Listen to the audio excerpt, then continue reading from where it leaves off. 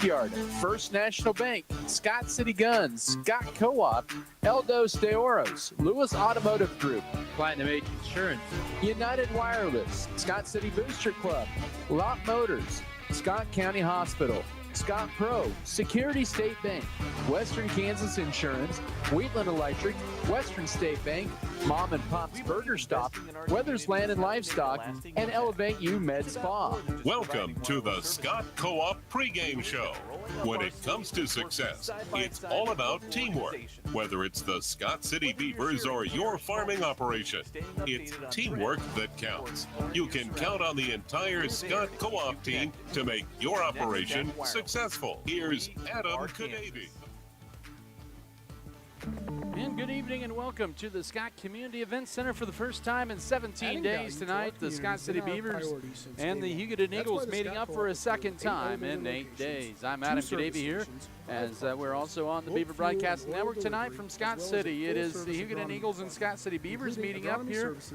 On the girls' side, it's Scott City at 7-6 on the year. 2-4 in Great West Activity Conference plays. They'll kick off the second half of their league schedule after they lost a tough one at Goodland on Tuesday night, 37-33. Hugoton comes in at 5-7 on the year. They are 1-3 in the league after they lost to the Holcomb Longhorns on the road on Tuesday night as they continue their road swing post Sterling. This is a second of 5 in a row on the road for them. And then if you go back to Hooker in the 14th, they've had 6 true road games and 3 neutral games in that stretch here in January and February. But Tuesday night at Holcomb, they would lose 67-31. They did not have one of their players. That was 6, so they only played with 6 players. On the boys' side, it's Scott City at 10-3 on the year, 4-3 in the GWAC after a tough 52-49 loss at Goodland on Tuesday night. Taking on the Hugoton Eagles that have reeled a bit as of late. They've lost 3 in a row. They're 4-8 on the year and 1-3 in GWAC after a 55-42 loss at Holcomb on Tuesday night. We'll step aside for a timeout. When we come back, we'll hear the comments from head coach Justin Froh after this 3-minute break. This is Beaver Basketball. An iPhone 16 Pro Max and get one on Next Tech Wireless. iPhone 16 Pro Max is powered by the A18 Pro chip and built for Apple Intelligence. Now available in 4 stunning finishes: black titanium, white titanium, natural titanium, and desert titanium. Which iPhone 16 Pro Max color will you choose? Stop by a location near you to take advantage of this amazing deal today. Next Tech Wireless, connecting Kansans.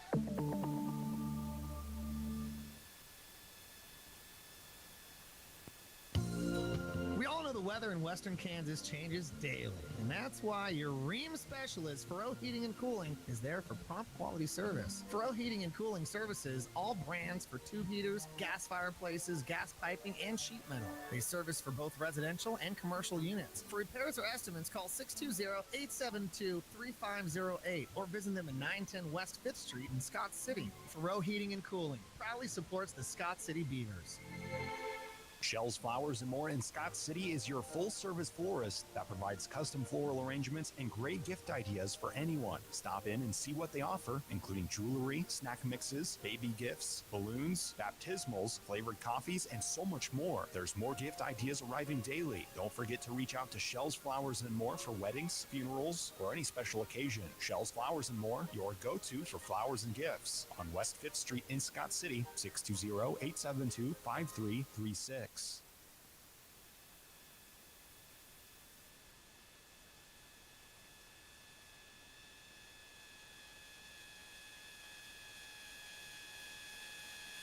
Protect your bottom line with crop insurance from Farm Bureau Financial Services. Farm Bureau agents Berta Benz and Hugh Benz in Scott City and Leota can help you select the right federal crop and crop hail insurance options for your farming operation. Call Farm Bureau agents Berta Benz and Hugh Benz in Scott City or Leota today to discuss affordable programs, competitive tools, and resources that can benefit your business. Now that's smarter insurance for agriculture. Western Agricultural Insurance Company, an equal opportunity provider. You know how they say the most important thing in real estate is location, location, location. Well, location is critical to seed innovation as well. Every year, Pioneer conducts more than 17,000 on-farm trials to make sure the seed you plant has been proven to perform in your location. Pioneer, our name is our mission, and what's next happens here. Contact me, Kevin Davis, with Precision Ag and Seed at 620-874-0478 to learn more. And go Beavers! At First National Bank of Scott City, we look forward to helping you manage your finances with our quick, secure, and convenient online banking service. Not only can you check your daily account history and spot fraud, you can also set e-alerts that will notify you if your account balance drops below an amount that you have chosen. Send notifications when your statement is available and when your loan payment is due.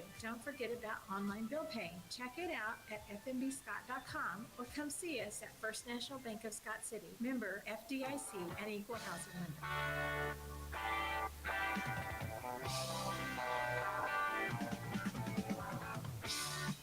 Welcome back to the Scott Community Event Center. Adam Kadavy on Mix 94.5. Your pregame interview is brought to you by Farm Bureau Financial Services with you and Berta Benz in Scott City and Leota. I'm joined here with Coach Justin Froh in the pregame. And, Coach, thanks for joining me here this evening. Tough loss, 37-33 to the Goodland Cowgirls on Tuesday night. It was a game where you guys were unable to get the lead there. You got to it, then won, or couldn't even had a hard time to tie it as well. But it wasn't that the game was out of reach, just couldn't get over that hump. Looking back at Tuesday night, what did you see with your team in that 4-point setback? I felt like we battled pretty hard all game and all night, and just based off of our previous games, I actually really felt confident just sticking around because, I felt like we were going to have a little run like we kind of have. We've been common for us to go in those scoring droughts in the second half, and it seems like they'll usually find a way to get through it, whether that's getting to the free throw line or finding other ways to score. So I still feel pretty confident throughout most of the second half there that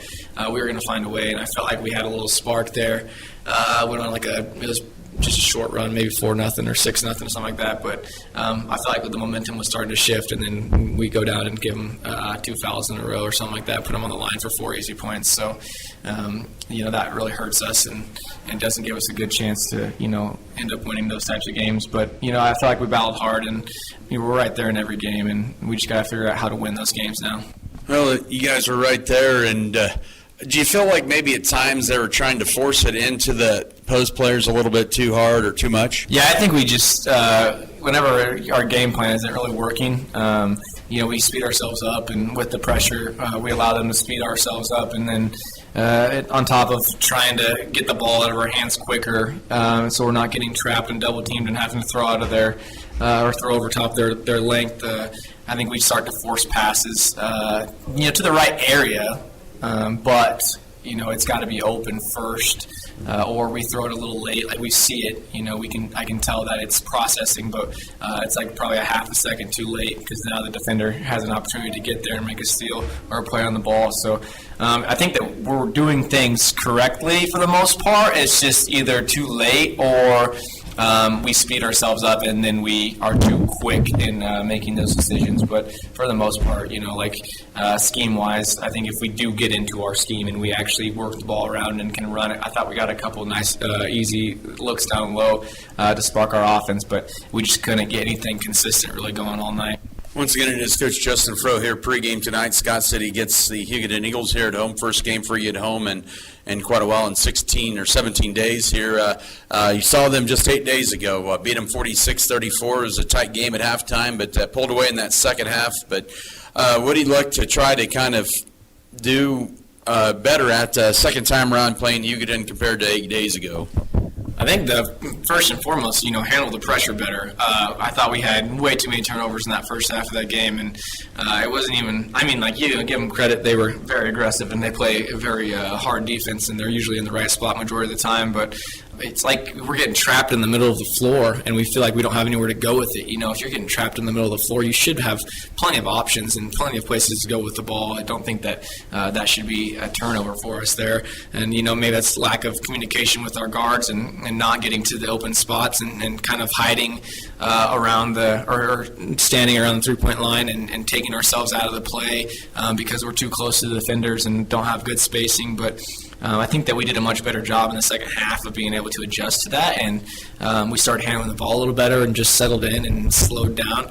And then we got a couple of good looks down low. We got some open threes on some kickouts, and our defense, we picked up the intensity on the defensive side and turned them over a little bit more, and just brought more energy and life into our players. And I felt like we finished the game strong in the right way, and it was it was good. It'll be good to build off that second half for this game, but we can't have the same thing happen in the first half that we had last game. Should be a good one as Scott City looks to close out the month of January on a high note. Coach Justin Fro joining me here pregame. Scott City and Hugoton round 2. Coach, thanks for the time as always, and good luck to you guys. Thanks, Adam. That was Scott City Lady Beaver coach Justin Fro. Your pregame interview brought to you by Farmville Financial Services with Hugh and Berta Benz and Scott City and Leota.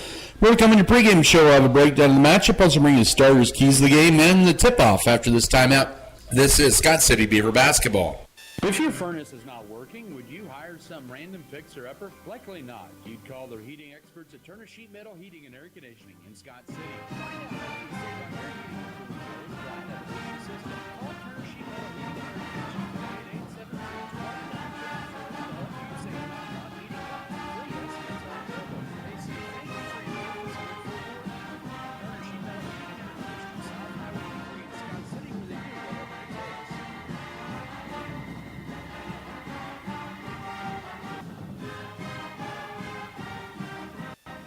takes. Scott City Eye Center has been a leading provider of optometry services and vision care products in the Scott City community since 1999.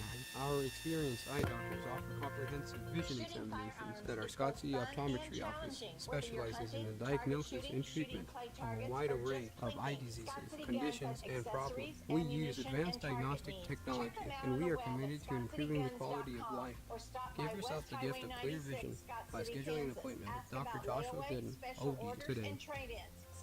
At Redburn Enterprises, we're bringing you BW Fusion products to help your crops stress less and yield more. Discover the benefits of Amino, Relax RX, Full Sun, and BioBoost, each designed to enhance plant health and maximize yield. Proudly supporting Scott County Athletics, Redburn Enterprises is your partner for a more resilient and productive future. Choose BW Fusion from Redburn Enterprises today.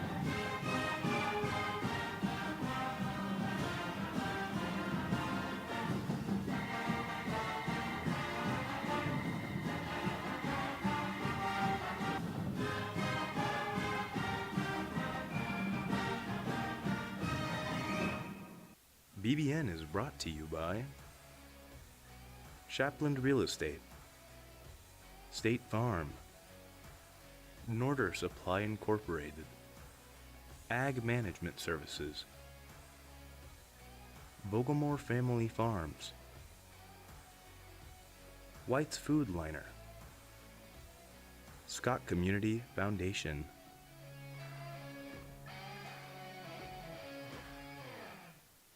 BBN is brought to you by Lone Tree Farms, J&R, Next Tech Wireless, Pioneer Communications, S&T, Scott County Hospital, Scott Co-op, Security State Bank. And we welcome you back here to Scott City here, and we're going to get you basketball here coming up at 6 o'clock here in a few minutes here with Scott City and the Hugoton Eagles. As we get going here, moments away from tip-off, the Lady Beavers 7-6 on the year, trying to get back to the winning side of things here after a tough loss at Goodland on Tuesday night, 37-33.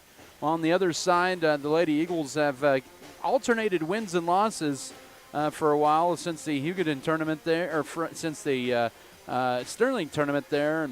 And starting in the Sterling tournament, they won against Smoky Valley, lost against Scott City, won against Kingman, and lost against Holcomb on Tuesday. And then prior to Smoky Valley, they lost to Hooker, Oklahoma as well. So Scott City will try to kind of buck that trend for them tonight. But there'll be still 7 players that'll suit up for the Lady Eagles tonight. They're still without Emily Tinoco because of an injury she suffered last Tuesday in the Sterling Invitational, and so they will go once again with just 7. So missing a junior out once again is kind of a tough deal there for the Lady Eagles of Hugoton. But Scott City looking to kind of get things back going on the winning side tonight. They've had a 5-2 January, and hope tonight to turn that into a 6-2 month of January here.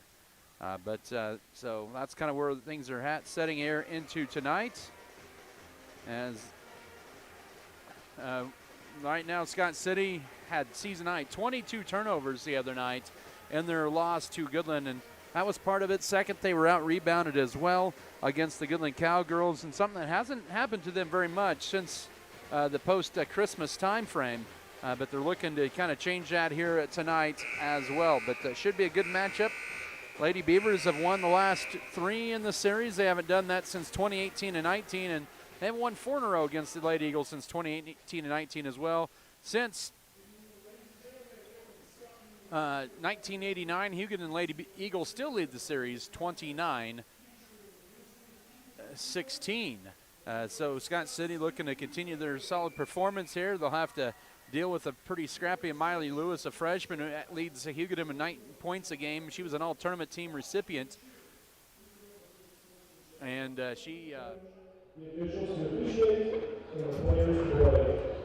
Ladies and gentlemen, would you please stand and pay honor to America and our troops at home and abroad as the SCHS Clarinet Trio, under the direction of Elizabeth Jansen, plays our national anthem.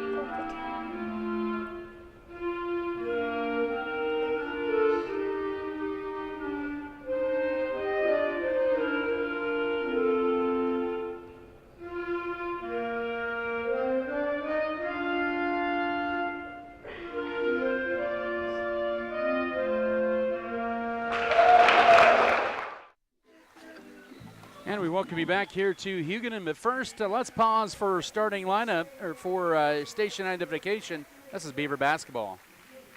KSKL, Scott City, powered by Wheatland Electric, committed to improving the lives of their members and the community they serve. Wheatland Electric, delivering energy for life, a Touchstone Energy cooperative. Back here inside the Scott Community Event Center as we get you started with your starting lineups, presented by Security State Bank in Scott City and Leota, free bill pay and online banking. Starters tonight for the Lady Eagles, coached by Emmanuel Adigan in his 7th season overall, and first season back. He had 6 seasons prior, assisted by Jeff Ramsey and Todd Konsman. They will start Maile Lewis. She is a freshman, and she averages just under 10 per ball game. She had 17 last meeting between the two teams. Also starting tonight will be Deanie Armendariz. She is a senior, averaging 2 points and 2 boards a game. Farrah Gaskell, a sophomore, averages 3 points and 3.3 rebounds a game. Natalie Vegas, a freshman, would be Sadie Arredondo.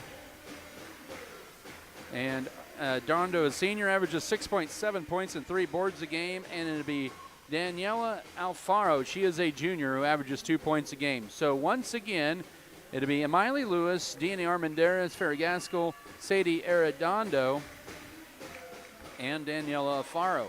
For Scott City, they are coached by Justin Froh in his first season, assisted by Trisha Good and Matt Fox.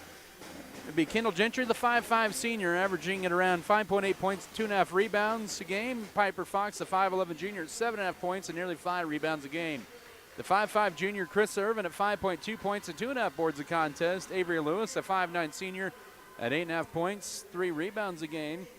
And also Megan Trout, the 5'10" senior, 8.8 points and 5.6 a contest. Kendall Gentry, Piper Fox, Chris Irvin, Avery Lewis, and Megan Trout. Those are your starting lineups. On to our keys to the game, presented by State Farm agent Michael Trout. Keys to the game to Scott City. I think you have to go into attack mode early. Second key is win it with defense. Win it with defense for Scott City.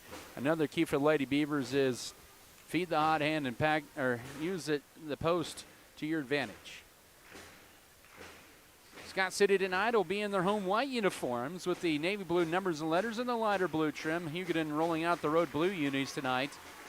Also the white numbers and letters and red trim. It'll be Piper Fox, Sadie Arredondo to tip in the center. As this one's tossed up in the air, and the Lady Beavers will win the tap, and we're underway as they move from left to right here in half number 1. Hugoton starting up in their man-to-man defense. They gave Scott City fits the first time around that first half of 14 turnovers. Trot shakes it strong, can't get it to go, fight for the rebound, and they're going to say last touched by Hugoton. It'll be Scott City basketball. 15 seconds into the game, no score. Lady Beavers struggled from the field early on the other night, or really in that ball game on Tuesday night, just 31% from the floor. Piper Fox, 30 to shoot, driving right side, Gentry into trap, backs her way in, goes to right, flips it up over, little strong that time, had a good look. Sadie Arredondo rebounds it for Hugoton. So Scott City going to trot a couple times early, 0 for 2. And here's Hugoton with their first possession. Lady Beavers will open up at a 2-3 zone. Alfaro with it, bounces it up top to Arredondo. They go left side to Gaskell. Gaskell will go up top, and that goes to Armendariz. Just 2 seniors on this team, and they're starting out of 7 players. 10 to shoot. Lewis up top. She is guarded by Chris Irvin. By the way, in case you're wondering, no relation to Avery Lewis. 2 seconds, 1 second, and they're not going to get a shot off. That's a shot clock violation on Hugoton, an early Scott City turnover forced. With 6:57 to go first quarter, no score. Lady Beavers went 0 for 2 on their first trip down the court. They forced 3 turnovers in a row early on the first meeting between these 2 teams. Scott City led 21-19 against Hugoton last Friday night, and then a reach-in foul on Alfaro. Ought to be her first, and that'll be the ball game's first foul. But Scott City hit 2 threes also to begin that game, and all of a sudden they had 14 turnovers at the first half, and Hugoton was within 2 at halftime. They separated themselves in the third quarter, and a Trout goes to her right and then back to Piper Fox. Mid-range jumper on the right lane line, no, and the rebound goes to Hugoton. Still scoreless, 6:35 to go here in the first quarter. So Scott City 0 of 3 from the floor early on. Left side, it goes to Alfaro, up top to Lewis. Scott City opening up in their 2-3 zone once again. 13 to shoot, right side, it goes to Gaskell, back up top to Lewis. Lewis puts it on the floor with 8, with 7 left side. Here's Alfaro. Uses upper dribble, bounce passes it now up top. Here's Lewis with 2, with 1. And it's going to be a second straight shot clock violation on the Hugoton Lady Eagles, as they did not get a shot attempt yet once again. Credit to the Scott City defense early. 2 minutes in, let's see if the Lady Beavers can get a basket. They haven't scored. They're 0 of 3 from the floor. With it here is Kendall Gentry as Hugoton stays man-to-man. Gentry flips it behind her to Avery Lewis. She'll drive right side to the right baseline, then flips it back to Trout out high to Irvin. Irvin will penetrate. Runner in the lane, crawls off, rebound. Piper Fox was undercut. They're going to say holding foul on Hugoton. That'll be their second team foul. Still Scott City 0 of 4 now from the field. With 5:45 to go first quarter, they're going to get that on DNA Armendariz their first. Scott City with a new 35 to inbound it in. Lewis into Gentry. We'll put it on the floor here, looking to drive in, guarded by Lewis. Flips it up top to Irvin to the right wing. Trying to feed it in, does so to Fox. Goes to her left, and she travels with it before she makes the shot, and that'll be turnover number 1 on Scott City. I thought she was going to put it on the floor, but elected not to. And so we're still scoreless here with 5:36 to go here in the opening frame. Scott City and Hugoton still scoreless here. Gaskell with it. Up top to Alfaro, swings it left side to Lewis. She'll lob it backside. A set-up play. Shot no for Gaskell. And then they'll say last touch by her as her and Piper Fox were fighting for the basketball to belong to the Lady Beavers. So they tried to break that 2-3 zone with a backdoor cut, or feed that time behind the defense, but could not get it to go. Scott City still without a point either. Here's Megan Trout. She's going to drive to her right. Goes up and can't get it to go, but it's going to be worth 2 free throws, and that'll be a foul on Sadie Arredondo. That'll be her first. Orta Hugoton with 3 fouls with 5:11 to go first quarter, as it'll be freshman Natalie Villegas to the line, or to the scores table. Trout, 49% on the year at the line. Boy, Scott City needs to find a custodian and get the lid off the rim, because they're 0 of 4 shooting and now 0 of 1 at the line. That'll be Alfaro with 5:11 to go first quarter. Still no score. Trout fires the second one, and it'll finally crawl in, and finally we got a point. 1-0, 5:08 to go first quarter. So Scott City finally on the board. It took a little while. Lady Beavers were 10 of 16 at the line on Tuesday night against Goodland, but struggled from 3. Now pulling up Arredondo left wing. We'll skip it to right side. Lewis pump fakes. 4:50 to go first period. Now left side Arredondo with 15 to shoot, poked out by Piper Fox. It'll still stay with the Lady Eagles. They'll have 13 to shoot and 4:48 to go in the first quarter. Maile Lewis, the freshman, inbound it.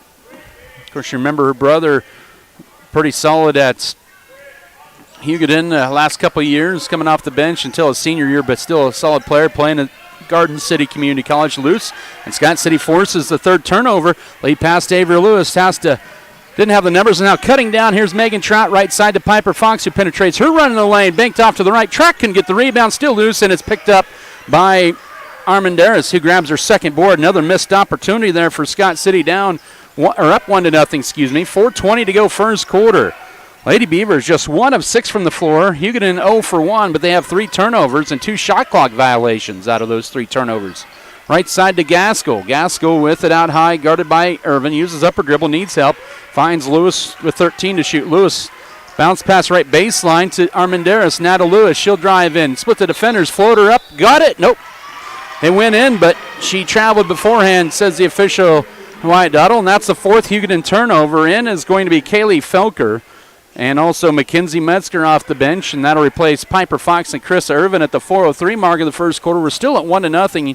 Hugoton applying some pressure in the backcourt off the inbounds, and they'll try to back off a little bit. Now to Megan Trout in the front court middle. Finds it to Avery Lewis behind the defender. Now out high to Kaylee Felker, into Gentry in the paint. Her bank shot, no, off to the right.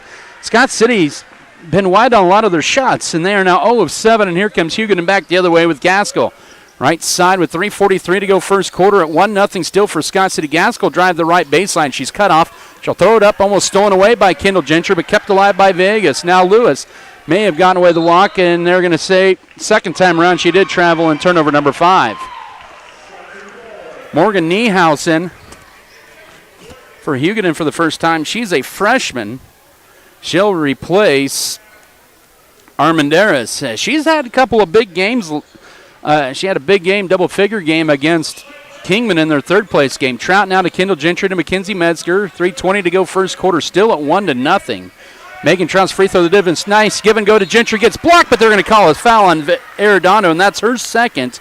And the 4th team foul on Gentry to the line to shoot 2, and a nice offensive set that time by Scott City attacking the basket. Katie Weathers is going to check in after one of the 2 free throws coming up here for Kendall Gentry at the 3:17 mark of the first quarter. Kendall's first is good. She comes in at 65% the line, at 4 points on Tuesday night.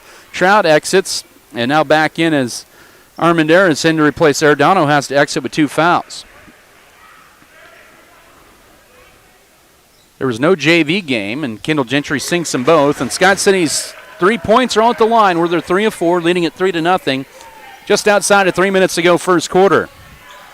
Hugoton in the front court, right baseline with it. Armendariz up top to Maile Lewis. Scott City still in a 2-3 zone. Now to Morgan Niehaus. Niehaus goes right side quickly, guarded by Vegas. Guarded by Metzger. Now up top to Lewis.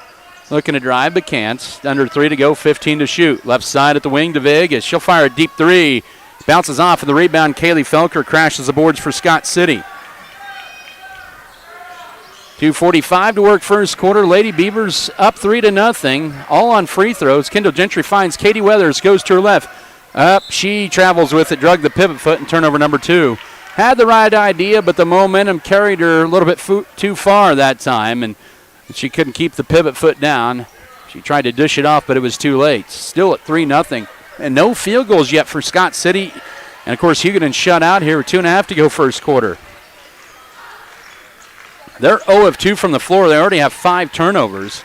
Bounce pass stolen away. Kendall Gentry make it now number 6. First steal tonight for Scott City as Gentry races it into the front court. Goes to Mackenzie Metzger with 2:15 to work. Floats it up high to Kaylee Felker. She's immediately double-teamed, puts it on the floor, and then gets it stolen away. Turnover number 3. Back-to-back Scott City turnovers.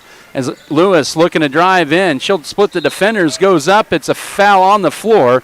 That'll be Scott City's first team foul. Comes with 2:04 to go first quarter. They're going to get Kaylee Felker with her first. Piper Fox, Chrissa Irvin return the lineup. Kendall Gentry and Avery Lewis exit. With 2:04 here in the opening stanza. New 35 for Hugoton left. Wide open in left corner 3.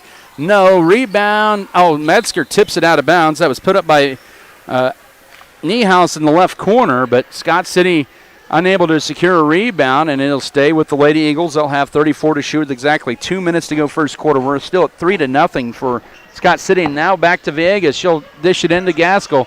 Looking to drive around Fox. Does so. Puts up a tough runner. No, and Fox with the board. Good defense that time by Scott City. Hugoton 0 for 4 from the floor early on. Oh, Kaylee Felker almost walked with it now in the front court. Here's Chris Irvin. She'll drive in. Jump stop. Gets pushed. And now it's to Metzger. Back to Irvin trying to drive the right baseline. She's double teamed out high to Mackenzie Metzger. 18 to shoot as we approach 90 seconds to go first quarter. Struggling are both teams offensively. Scott City the only points of the ball game, leading 3-0 all on free throws. 10 to shoot. Katie Weathers takes it strong, goes up. Her shot is blocked, and the rebound into the hands of Gaskell. Here comes Hugoton back the other way, down 3-0. 1:18 to go in the opening period. Now Lewis left side. Here comes Niehaus up top, and she double dribbles, and that'll be turnover number 7. Danielle Alfaro in for the first time. She'll return to the lineup as Gaskell exits. Hugoton still with 7 players tonight.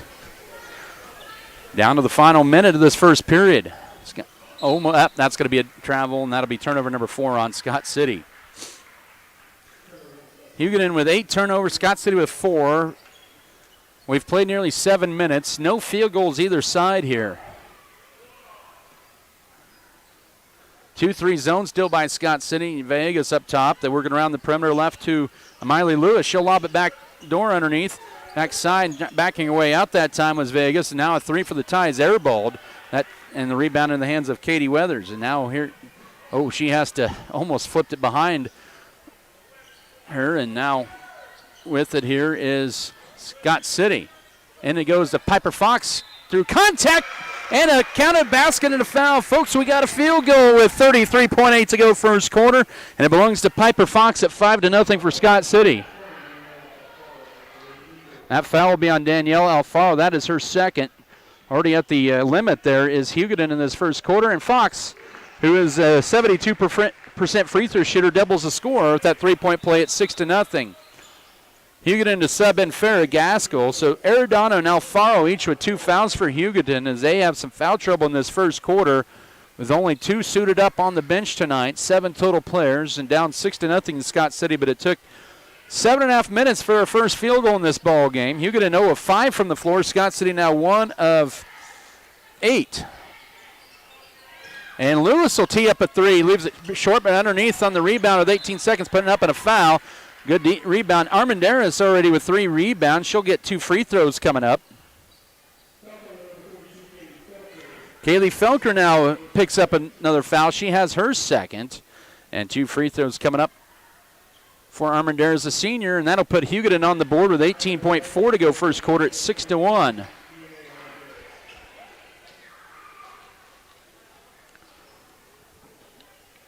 Free throws are both good. And Hugoton to within 4. Late first quarter. Shot clock is off. 15 seconds to work first quarter. Irvin trying to get across half court. She does. She uses up her dribble with 8 seconds, and she tried to get almost stolen away. Now finds Metzger underneath behind the defense. The Piper Fox assist. That time, Mackenzie Metzger, Fox with 5, and it's 8-2 as that's how our first quarter comes to a close. Scott City up by 6 after 1 quarter of play. We'll come back in a minute for the second quarter. This is Beaver basketball.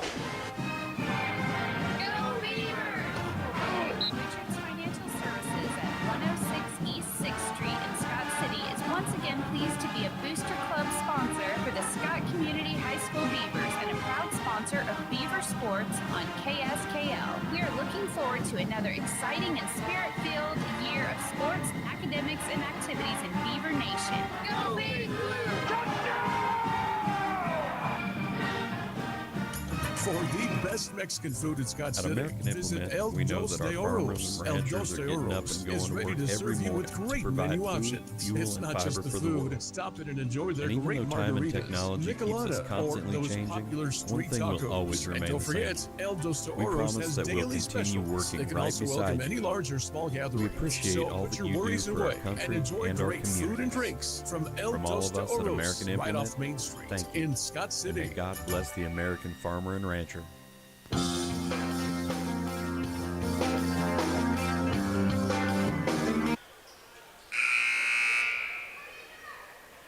Still low-scoring affair, 8-2 for Scott City over Hugoton as we begin the second quarter. Lady Beavers with their starting five out with Chris Irvin, Kendall Gentry, Avery Lewis, Megan Trout, and Piper Fox. Fox with 5 out of the 8 for Scott City.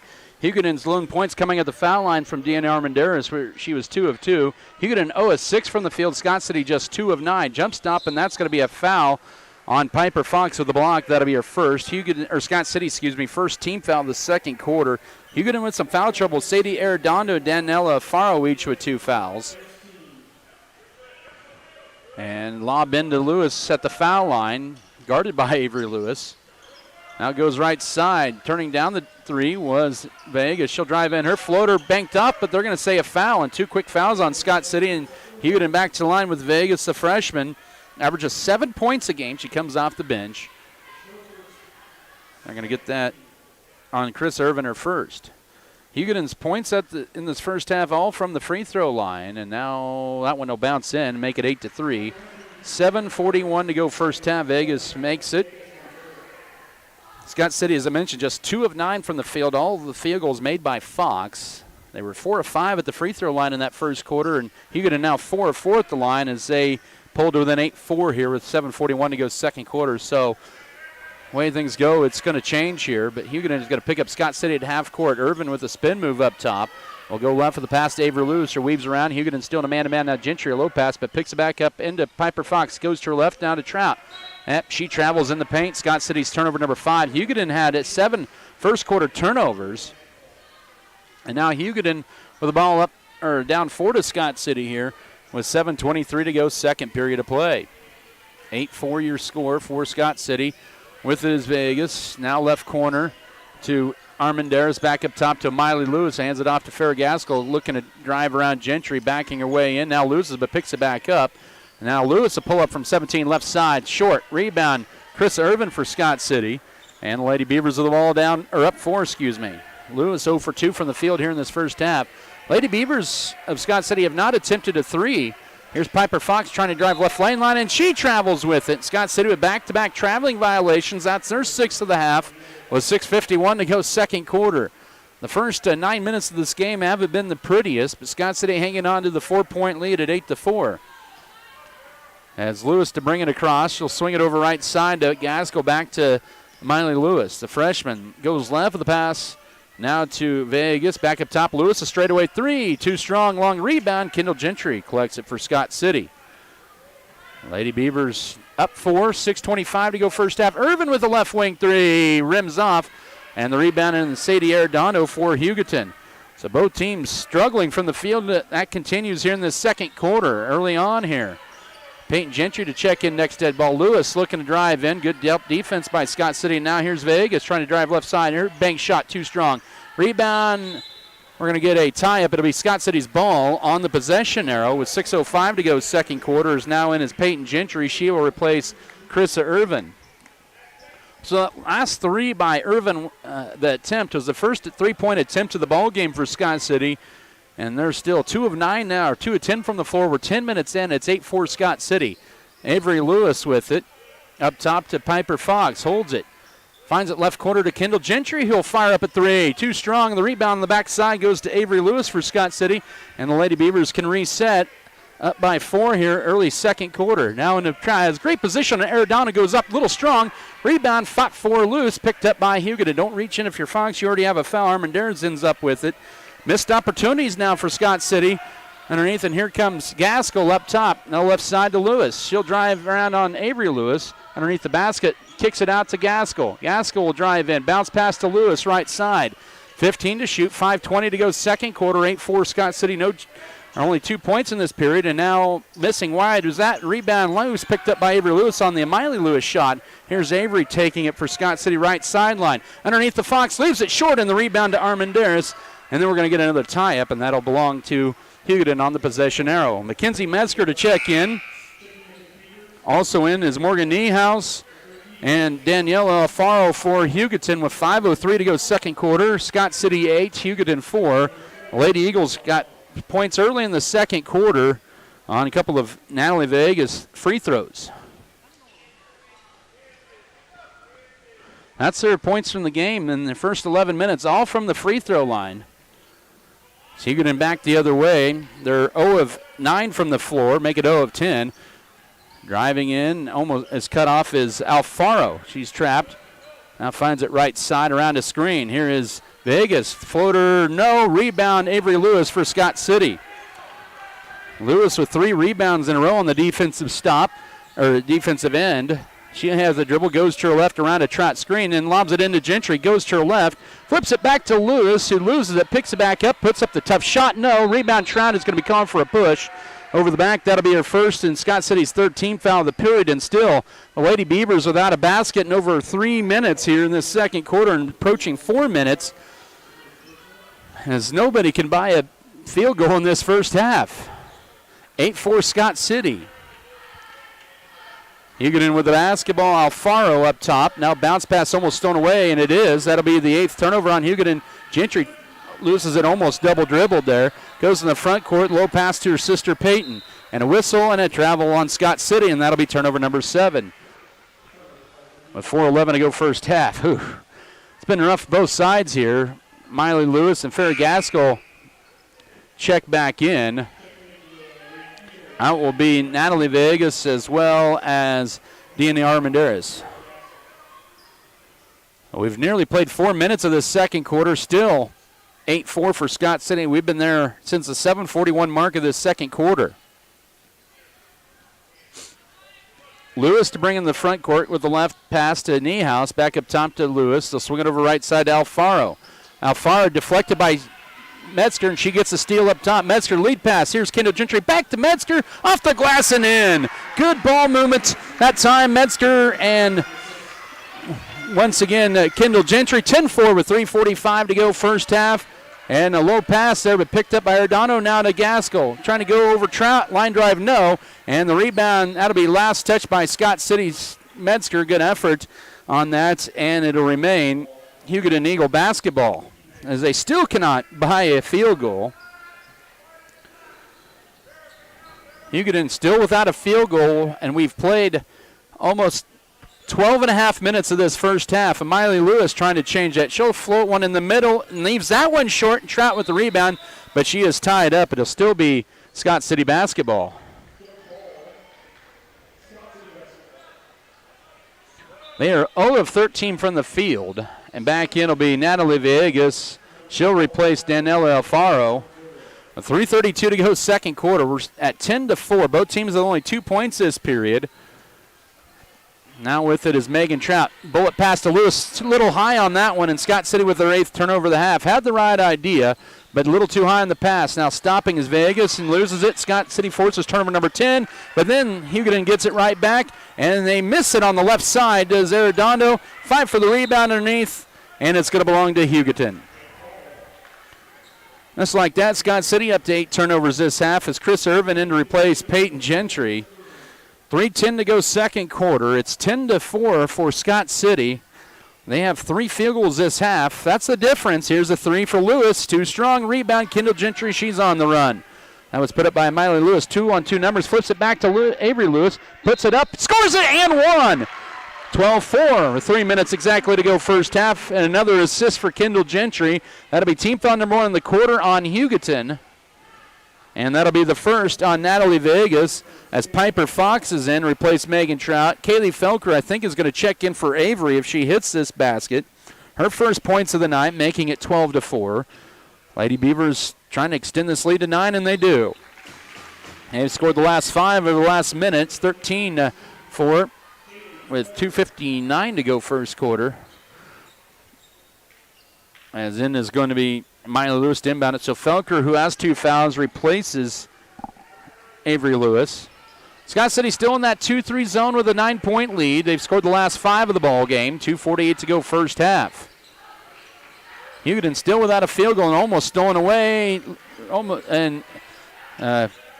Arredondo gets it up top to Lewis, left wing to Vegas, and it goes to Gaskell. 2:35 to go first half. Lob is thrown away. Yep, and that's going to be turnover number 11 on Hugoton.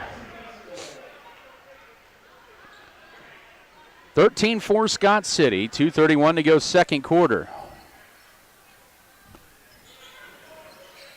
Into the front court here is Chris Irvin. Nice spin move, goes to her left. She'll drive in, pull up in the paint, rimming halfway in and out. And the rebound to Vegas, and then a foul on Fox, and a little too aggressive that time, and that's her second. And Scott City already with 4 fouls in this quarter. And now Katie Weathers has to check in for Fox. So Fox with 2 and Felker with 2. Foul trouble starting to become an issue there for Scott City. Arredondo and Alfaro with 2 for Hugoton. Those all coming in the first quarter. Hugoton's only been whistled for 1 foul this period as we're down to the final 2 minutes of the first half. In the right corner to Gaskell. 13-4 Scott City leads it. Hugoton the ball up top to Lewis. Scott City in a 2-3 zone, 18 to shoot. With it is Vegas. Goes right side. And now stripped and stolen away. Mackenzie Metzger needs help. Finds Chris Irvin in the right corner to Kendall Gentry up top. Here's Irvin for 3. That's on target but short. And the rebound to Maile Lewis. Had a good look. Scott City 0-4 on the threes here in this first half. And Hugoton quickly back with Lewis. Pulls it back with a minute 40 to go first half. 13-4 Scott City. Vegas wanted to stop and pop. And now Lewis with it. Plenty of time to shoot. That's a Maile Lewis for Hugoton. 90 seconds to go. And here's a deep 3. No. Rebound. Kendall Gentry tips it to herself. And she's on... almost walked with it, and then she loses it, and that's going to be a turnover. Scott City's 9th of the half, and that's going to be a blocking foul on the floor, and that'll be Kaylee Felker's 3rd foul with 1:18 to go first half, and that'll put Hugoton at the foul line. That is Scott City's 5th team foul.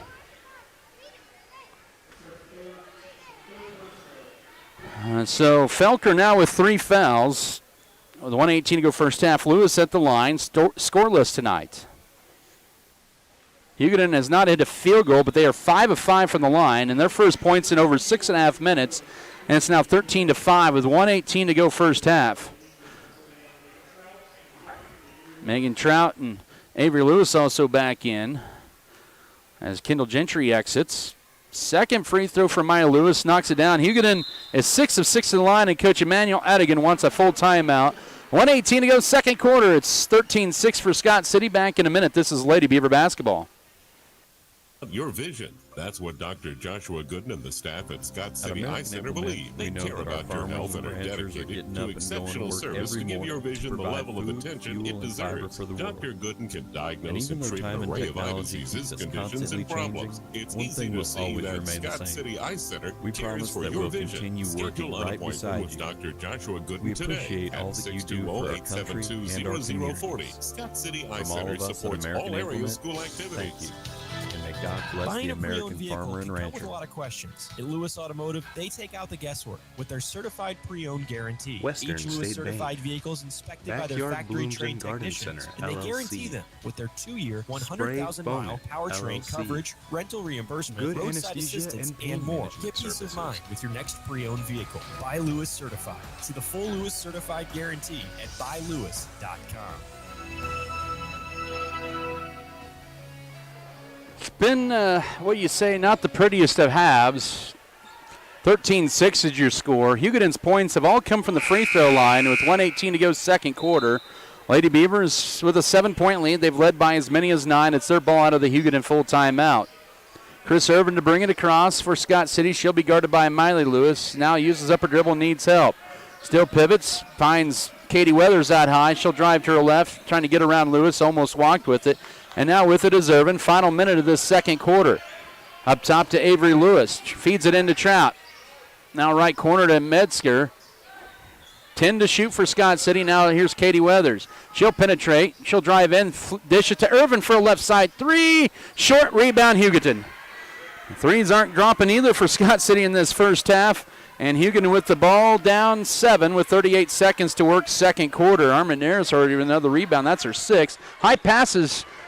Turnover number 13 for Hugoton. Shot clock is off. 30 seconds to go second quarter. Avery Lewis goes right side to Mackenzie Metzger, and she travels with it. And she fires up a 3. Scott City with her 10th turnover. And sometimes those are the things you got to think about. Even though you're wide open, with the shot clock shot off and the way the game is going, you just need to hold that and go for the final shot. But that's a learning moment. Scott City with her 10th turnover, up 7. 20 seconds to go first half. 15 seconds with it as Vegas goes right side, and then losing it out of bounds is going to be Armendariz, and that's Hugoton's. Is that their 14th turnover of the half? But Scott City with one more crack, 13.8 to go first half, but Hugoton almost stole it away. And now with it, Mackenzie Metzger almost walked with it. Chris Irvin takes it across with 8. With 7, spin move, finds Metzger on a low pass, turns down the 3, now steps back, fires a 3. No. Rebound, Trout goes up, can't get it with 1 second to go first half, and she'll have a chance. And her second and third points off the offensive board on her second rebound of the night. Team foul number 2 on Hugoton in the quarter. And that's on Sadie Arredondo, and that is her third foul with 1 second to go first half. Trout to the line. Scott City's 5 of 6 and now 5 of 7, and Trout just 1 of 3 at the line. It's got to be kind of like that goldfish. Don't think about it, move on quickly. Second free throw. That's good. She did. 1 out of 2 there. 14-6. 1 second to go first half. Inbound into Hugoton. And they will go 16 minutes without a field goal in this first half. The other side putting up outstanding numbers. 13-6. Scott City leads at the break. We'll come back in 3 minutes for your halftime show. This is Scott City Beaver basketball.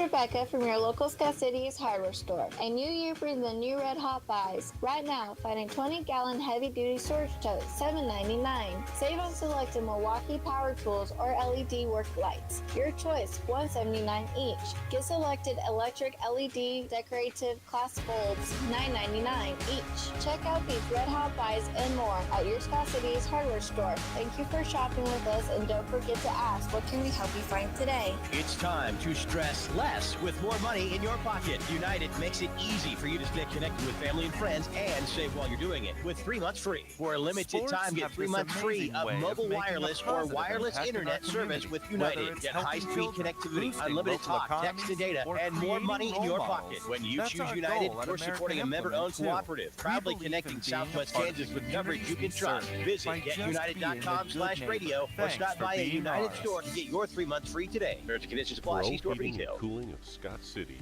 is a proud sponsor of Beaver activity. Preparation pays, on the field and in life. I'm Michael Trout with State Farm in Scott City. If something happened and you weren't here tomorrow, would your family be provided for? Life insurance is just the right thing to do. The way to be prepared. Stop by or give us a call at Michael Trout State Farm. We can work with you to find the best life insurance plan to fit your need or to make sure you have enough. This isn't something to put off another day. On the field of life, be prepared. Michael Trout, State Farm, Scott City.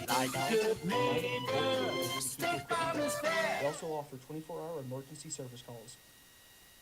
Deckmart Furniture and Appliances.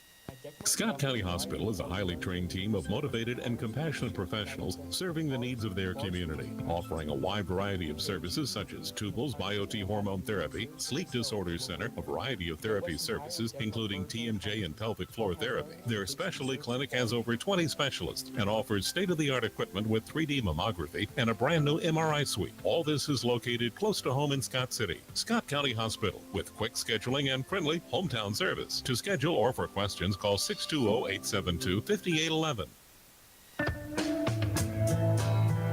Here's Odessa from Plain Jan's. Yep, Odessa here. Again, let's talk rental houses. Okay, rentals. Plain Jan's is the best place to go if you need a small place or a place with 2 to 3 bedrooms. So, how many rentals? I think maybe around 70. Really? Come to Plain Jan's. Lexi and Samantha can help you find the right place to rent. Plain Jan's Rentals. We rent houses. Thanks, Odessa. Plain Jan's, they rent houses.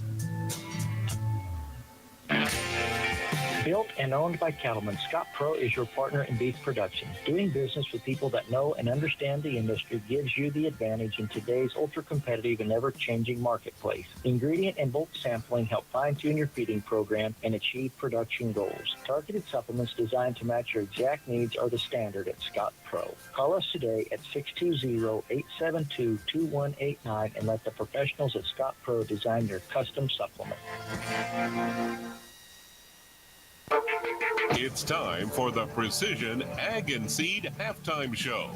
Precision Ag and Seed is a proud supporter of all Scott City activities.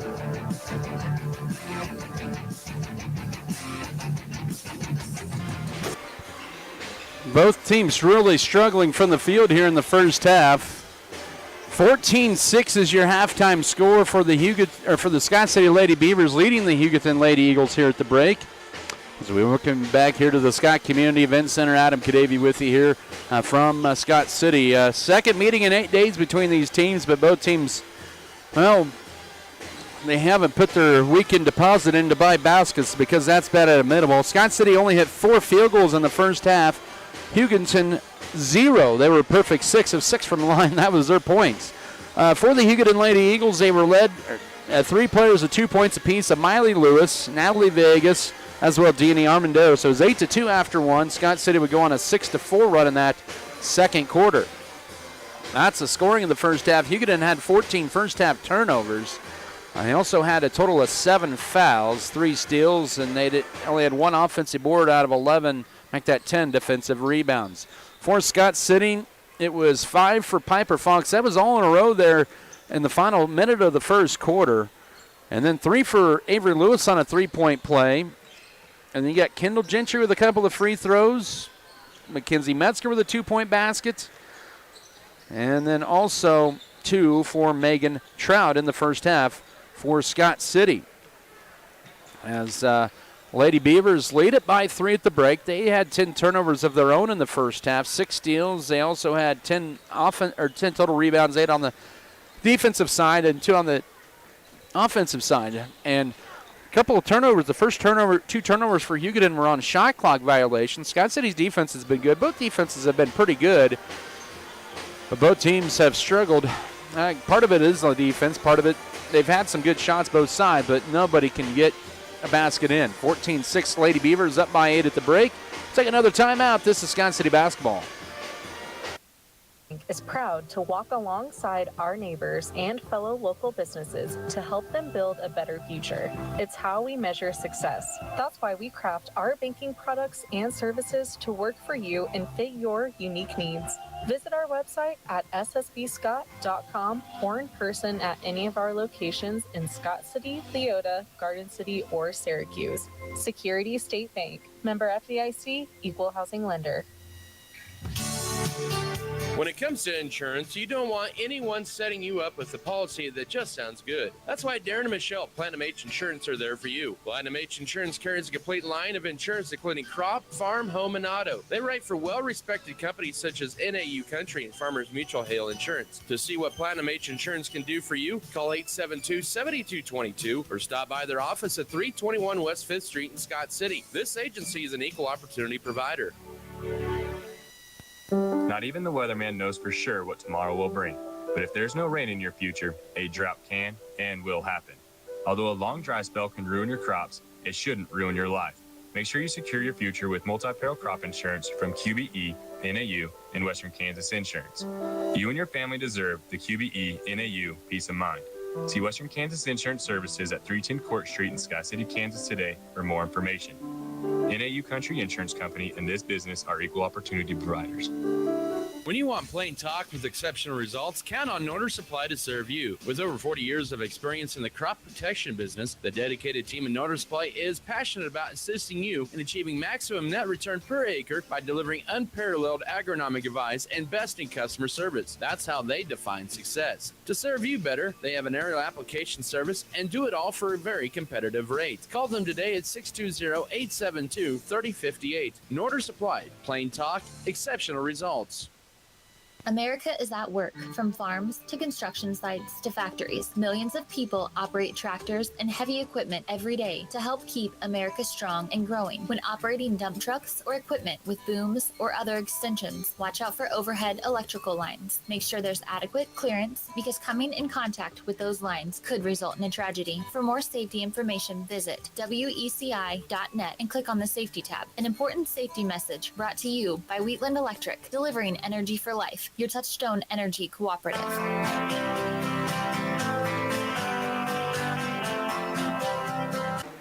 And we welcome you back here to Scott Community Events Center here at halftime. Scott City 14, Hugoton 6. It'll be Beaver ball to begin the third period of play. But first and foremost, let's tell you about the shooting percentages. For Hugoton, no field goals on 17 attempts. They were 0 of 6 on threes, 0 of 11 on two-point baskets unofficially. And they were perfect 6 for 6 from the free throw line. That's where they got all 6 of their points. On the other side, Scott City not much better, 4 of 18.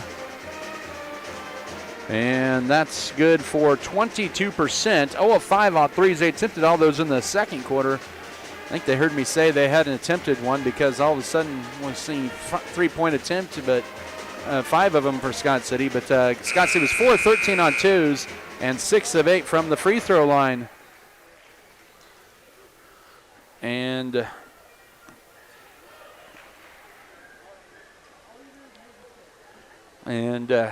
so foul trouble for both teams, as I was trying to get to that here. Foul trouble, Hugoton with Sadie Arredondo with 3, Daniela Alfaro with 2.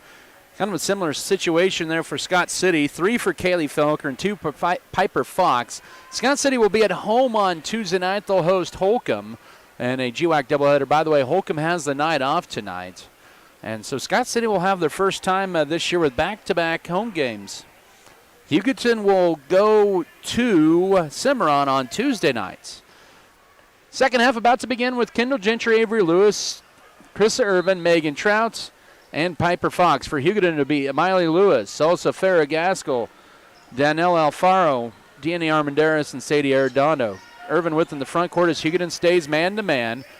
With it up top as Lewis goes right side to Piper Fox, and then a bad pass, but somehow it goes to Megan Trout as she goes to her right. She will lay it up, leave it short, and the rebound to Arredondo for Hugoton. First possession now for the Lady Eagles as they move from left to right here in period 3, down 8. They've gone 16 and a half minutes still without a field goal in this ball game, but a perfect 6 for 6 from the line. Right sider to go to Alfaro. You got to think some of these teams are going to start hitting shots here. Right side to Farrah Gaskell. Gaskell with it. 10 to shoot. Now she'll go left. Up top to Lewis with 3, with 2, with 1, and Hugoton is not going to get a shot off. That's her third shot clock violation of the night. And that is their 15th turnover as well. They really, once again, did not really look to attempt a shot. First minute of this third quarter, Scott City with the ball, left sideline, Krista Irvin. Finds Megan Trout. Ball fake goes to the right side. Here's Avery Lewis. Wanted to take the 3, but Gaskell got on her a little quickly. Avery Lewis trying to drive in, and she travels with it, and Scott City with turnover number 11.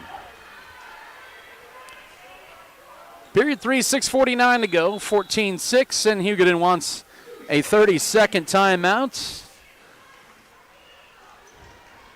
A 6:49 to go third quarter. Basketball presented here tonight by Ag Management Services, American Implement, B&H Paving, Bartlett Grain, Beavertown, FFL. Also, Beef Belt and Burning Farms. Shells, Flowers, Moore, Circle C Farms, Clint's Diesel Repair, Decal Bear, Farm Bear Financial Services, Hugh and Berta Benz, Fairleigh Companies, and First National Bank. Well, the struggles from the field continue, but turnovers also have been pretty high for both sides here tonight. Here with 6:49 to go in this third period. Lady Beavers up 14-6.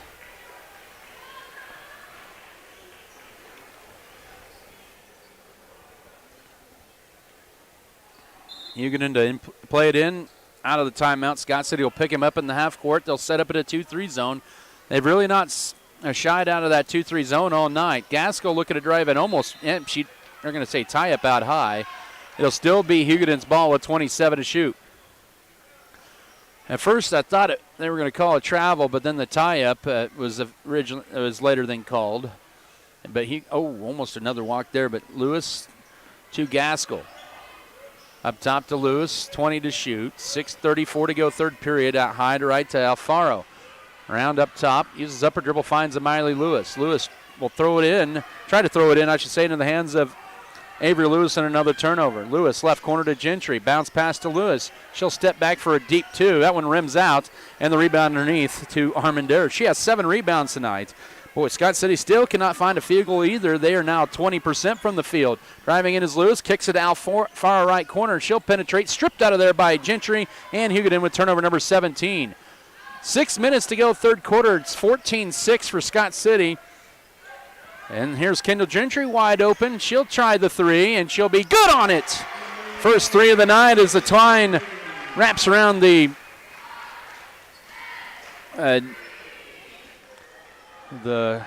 and it's 17-6 with 5:46 to go, third quarter. And Hugoton will bring in Natalie Vegas for Daniela Alfaro. And we got to see some ups there from the official. I believe that's Alex Howard, the official there. Good vertical. Now back to the action. 5:38 to go, third period. 11-point Scott City lead. It's their largest of the game. Just their 6th field goal of the night. Now with it, Hugoton, right baseline, pulling up, and still cannot buy a basket. Vegas, the Custodians, put some pretty good lids on these rims tonight. Scott City back with it the other way. 5:20 to go, third period. And now with it is Avery Lewis out high. Finds Piper Fox, goes to her left, splits the defenders and lays it up. Can't get it. Trying to get on rebound. We're going to get a tie-up. That'll save the possession. With 5:10 to go in the third period, it's Kaylee Felker and also Mackenzie Metzger return to the lineup for Piper Fox and also Chris Irvin. So it's 17-6, almost 5 to go, third quarter. Up top, Avery Lewis kicks it right side to Gentry. Gentry of 5 points. Now to Lewis. Here's Kaylee Felker. Left elbow. Rainbow shot. Airballed. Traddle saving into play, but right to Maile Lewis for Hugoton. It was a good look for Felker. Lewis may take this one coast to coast. Cut off, though, with 4:50 to go out high. Vegas back to Lewis for a three. No. Rebound, Kendall Gentry for Scott City. Her third board of the night. Here come the Lady Beavers back the other way with an 11-point lead. Mackenzie Metzger up top to Kaylee Felker at the right wing. Now back to Metzger. Kendall Gentry out high. Bounce past the foul line. Trouton. She may have gotten away with the walk. Finds it. Dishes it right side to Kaylee Felker for a basket. 19-6. 4:31 to go, third quarter. Now Scott City has hit 2 of their last 4 shots to go up by a baker's dozen. They've scored the lone 4 points of this third period as we near the midway mark of this third quarter. Hugoton with the basketball. Up top, 4:12. Now at the foul line. Now left side. Here's Vegas for 3. And still no field goals made for Hugoton. A Trout with the backside board, her third of the night. They've had good looks. Both sides have had good looks, but just have struggled shooting. So now that's the first 20 minutes of the game without a field goal for Hugoton. Now Trout back away in. Goes to her right. Bank shot. Leaves it short. Got her on rebound. And she travels with it after she got the rebound. And Scott City with turnover number 12. Good effort, though, nonetheless, by Trout. As Peyton Gentry in and Katie Weathers, Megan Trout, Kendall Gentry out.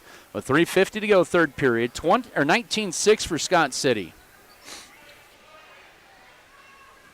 Maile Lewis will take it into the front court, right to the pass to Farrah Gaskell. Gaskell with it. Almost pinned it and double dribble back to Lewis. 3:35. It was right in the front of the official, so been a good eye there. Left side to Vegas. Back up to Gaskell. 15 to shoot. Now to Lewis out high right. Lewis is barely exited tonight. Back up top to Gaskell. She'll drive in, then kick it left side. Here's a wide open three for Villegas. Still no field goal, but tipped by Lewis into the hands of Peyton Gentry. He'll take it into the front court. Now stops out high with 3:10 to go in the third period. Into Lewis. She'll go up, and she is fouled, and she'll get 2 free throws. That's the first foul either side in this third quarter. They're going to get Farrah Gaskell with a foul. That's her first. And Lewis to line where she had a 3-point play in the second quarter. Scott City 6 of 8 from the line tonight. Hugoton is perfect 6 for 6. Free throw for Lewis. She's got that one, and it's 20-6. 3:10 to go third quarter, and Morgan Niehaus in to replace Gaskell.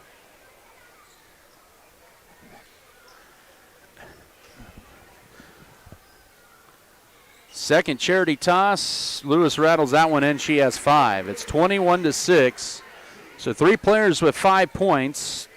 Kendall Gentry, Piper Fox, and Avery Lewis as we approach 3 to go third period. Hugoton with the basketball. Out high to Vegas. Almost lost it.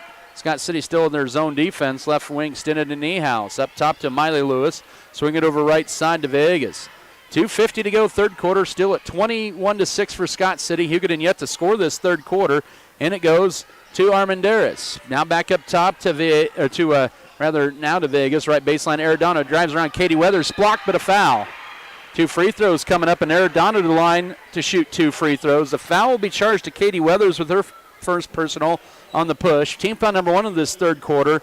Arredondo with 2 free throws coming up with 2:38 to go third period. She has 3 fouls, and that one will crawl out. That's Hugoton's first miss in the line. Farrah Gaskell in to replace Deanie Armendariz. Second free throw coming up here for one of the 2 seniors for Hugoton. And she gets a nice bounce, and it's now 21-7. 2:38 to go third quarter. Scott City leading by 2 touchdowns and 2 extra points. As weaving her way through, she traveled, did Mackenzie Metzger, drug the pivot foot, and Scott City with turnover number 13 of the night. Exactly 2.5 to go third period. Hugoton now 7 of 8 from the line. That's all 3 of their points here as we're getting late into the third quarter. Right baseline to Arredondo. Now out high to Lewis. To Morgan Niehaus. Niehaus goes right, and Arredondo with good position underneath goes up, and that's the first field goal of the night. Arredondo that comes at the 2:12 mark of the third quarter, 21-9. So it took him nearly 22 minutes for the first field goal of the night. Peyton Gentry needs help, finds Katie Weathers, goes to her left as she hits the deck, and Scott City's going to turn the ball over for the 14th time. And 4 new players in for Scott City: Piper Fox, Kendall Gentry, Krista Irvin, and Megan Trouttle in her. And Scott City will have 4 of their 5 starters out on the floor here. Scott City Scott City has 6 players out there. There we go. They didn't wait for him now with 1:58 to go third period. 21-9 is your score. Now Hugoton with their first run of the night with more than 2 in a row. They've had a free throw and then a basket. All by Arredondo, who leads them with 3 points. Ball swatted out high but picked up by Vegas. And now to Lewis, left side. The ball deflected and a turnover. Good defense by Scott City, 17th Hugoton turnover. 1:35 to go third quarter. Irvin spin move out high. Now uses upper dribble, goes right over to Mackenzie Metzger into Fox. Goes to her right, shot up, in and out. Got her own rebound, throws it up, line drives it, no. Tried to fight for the rebound. We're going to get a tie, but it'll be Hugoton basketball. So Scott City shooting woes continue now, and Hugoton with the chance here to add to their little mini 3-0 run here late third quarter. At 21-9. Hugoton just with their first field goal a minute ago of the ball game.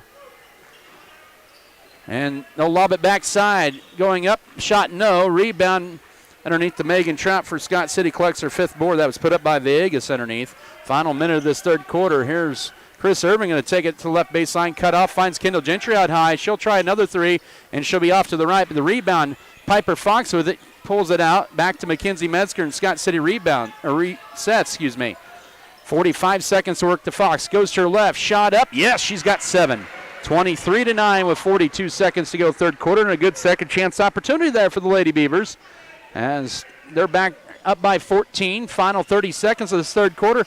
Still loose, but picked up by the Lady Eagles. Then stepping back was Vegas. She thought about chucking up the 3, and now chucking up the 3 and leaving it short is going to be Niehaus, and out of bounds that belonged to Hugoton with Scott City, with 23.1 to go third quarter.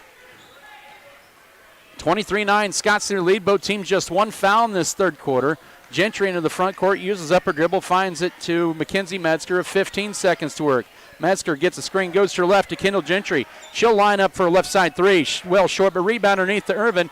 Goes to her right, puts it up. No, rebound Maile Lewis for Hugoton. We're down to 2 seconds, and Hugoton will lose it out of bounds with 1.4 to go, and that'll be turnover number 18 for the Lady Eagles.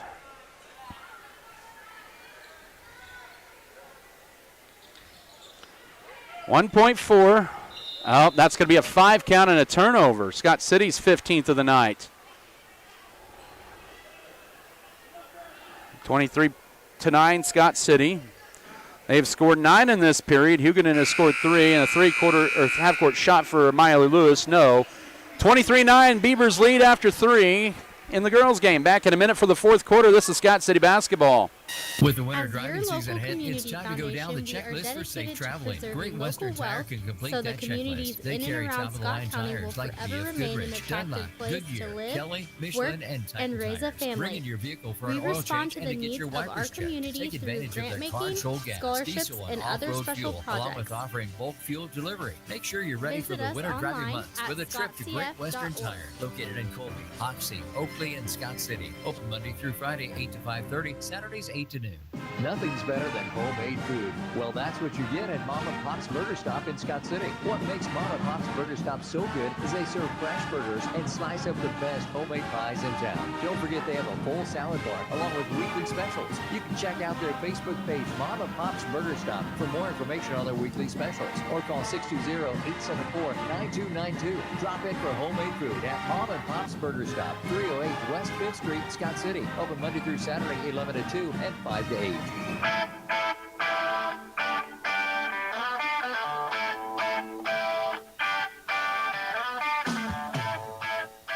It'll be Scott City basketball again the fourth quarter, and they lead it by 14 at 23-9. Lady Beavers led by Piper Fox with 7 points. Hugoton led by Sadie Arredondo with 3. She scored their lone field goal that came at the 2-minute 12-second mark of the third quarter. Inbound into Fox, goes to her left, her runner, a lot of contact, no, but Megan Trout on the other side with a high put back. She has her first field goal in 4:25-9, 7:48 to go. You can almost give an assist that time to Fox, who was trying to go for point number 9. Lady Beavers with the lead here now by 16, their largest lead of the night.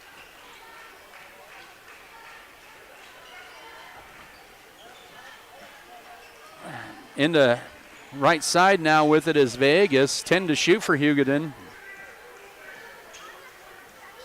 And now here's Arredondo looking to drive in, pull up in the paint. She can't get that one to go. Trout with the board for Scott City as they look to extend their lead here early fourth quarter, 25-9. 7:10 to go in this fourth quarter. Underneath here's Trout. Trout's back to Kendall Gentry, back to Megan Trout underneath. Up and under move, a little step through, no. Rebound, Fox can't get the foul, and she's fouled. And a late call there with 6:58 to go.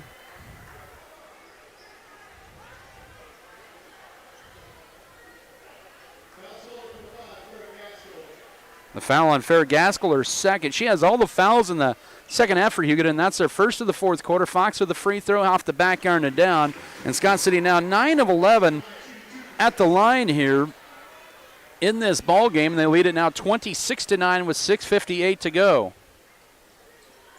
And Fox now the team high 9, 27-9, as the Lady Beavers have tripled up the Lady Eagles. With 6:58 to go fourth quarter. Hugoton still just one field goal here in this first 25 minutes of the ball game. Up top to Lewis, bounce pass to Gaskell, double teamed, trying to work out of it. She traveled with it. Oh, they're going to call a tie-up instead, excuse me. Thought maybe she traveled, but White Dowdle says, no, there was a tie-up, a held ball first. It'll belong to Hugoton underneath the basket with 23 to shoot.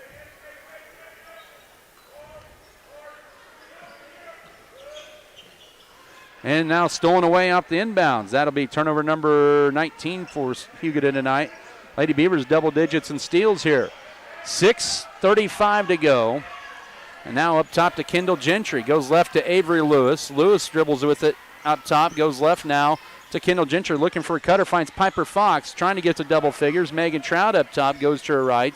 Nice cut to the basket. Avery Lewis off the glass, good execution. Assist Trout. Lewis now with 7, 29-9 with 6:16 to go.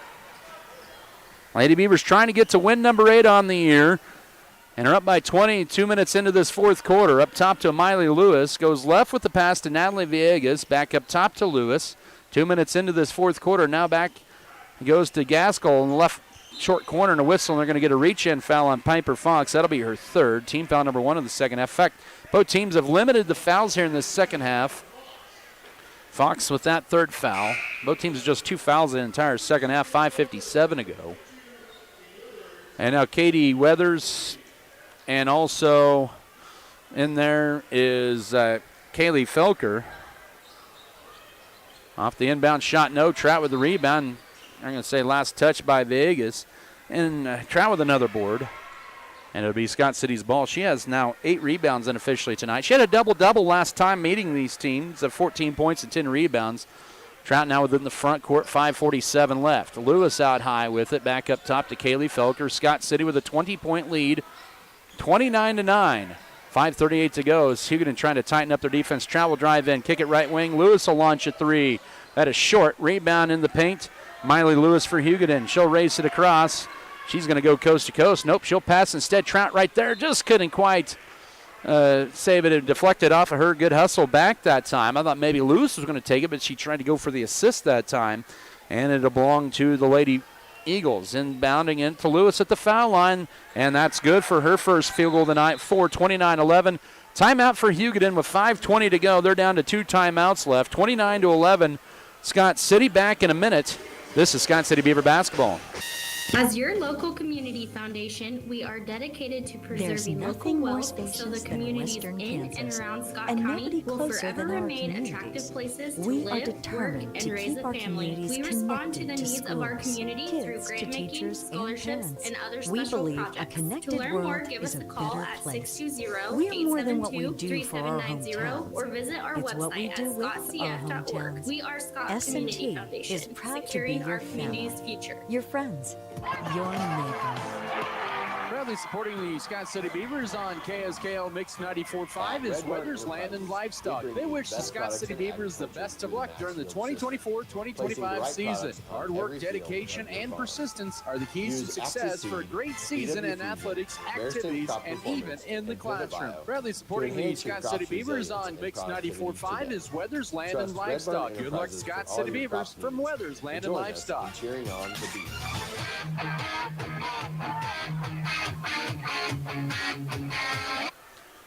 Back to action here momentarily. Hugoton with their second field goal of the night, as it was Miley Lewis from the foul line, making it 29-11 with 5:20 to go. Back to the action out of the timeout. Scott City with the basketball. Into the front court here. With it is Avery Lewis. Goes to her left. Now needs help as she uses upper dribble up top to Katie Weathers. Goes left with the pass to Kendall Gentry. Trying to get, she does get it into Weathers somehow. Pivots. Finds Trout. Power dribble. Goes to her right, and she's going to be called for the travel, and that'll be turnover number 16 on Scott City with exactly 5 minutes to go. One thing is that Scott City was 6 points over the first 3 minutes of this fourth quarter. One thing they don't want to do is just let up here. They have an 18-point lead. Hugoton back with the basketball.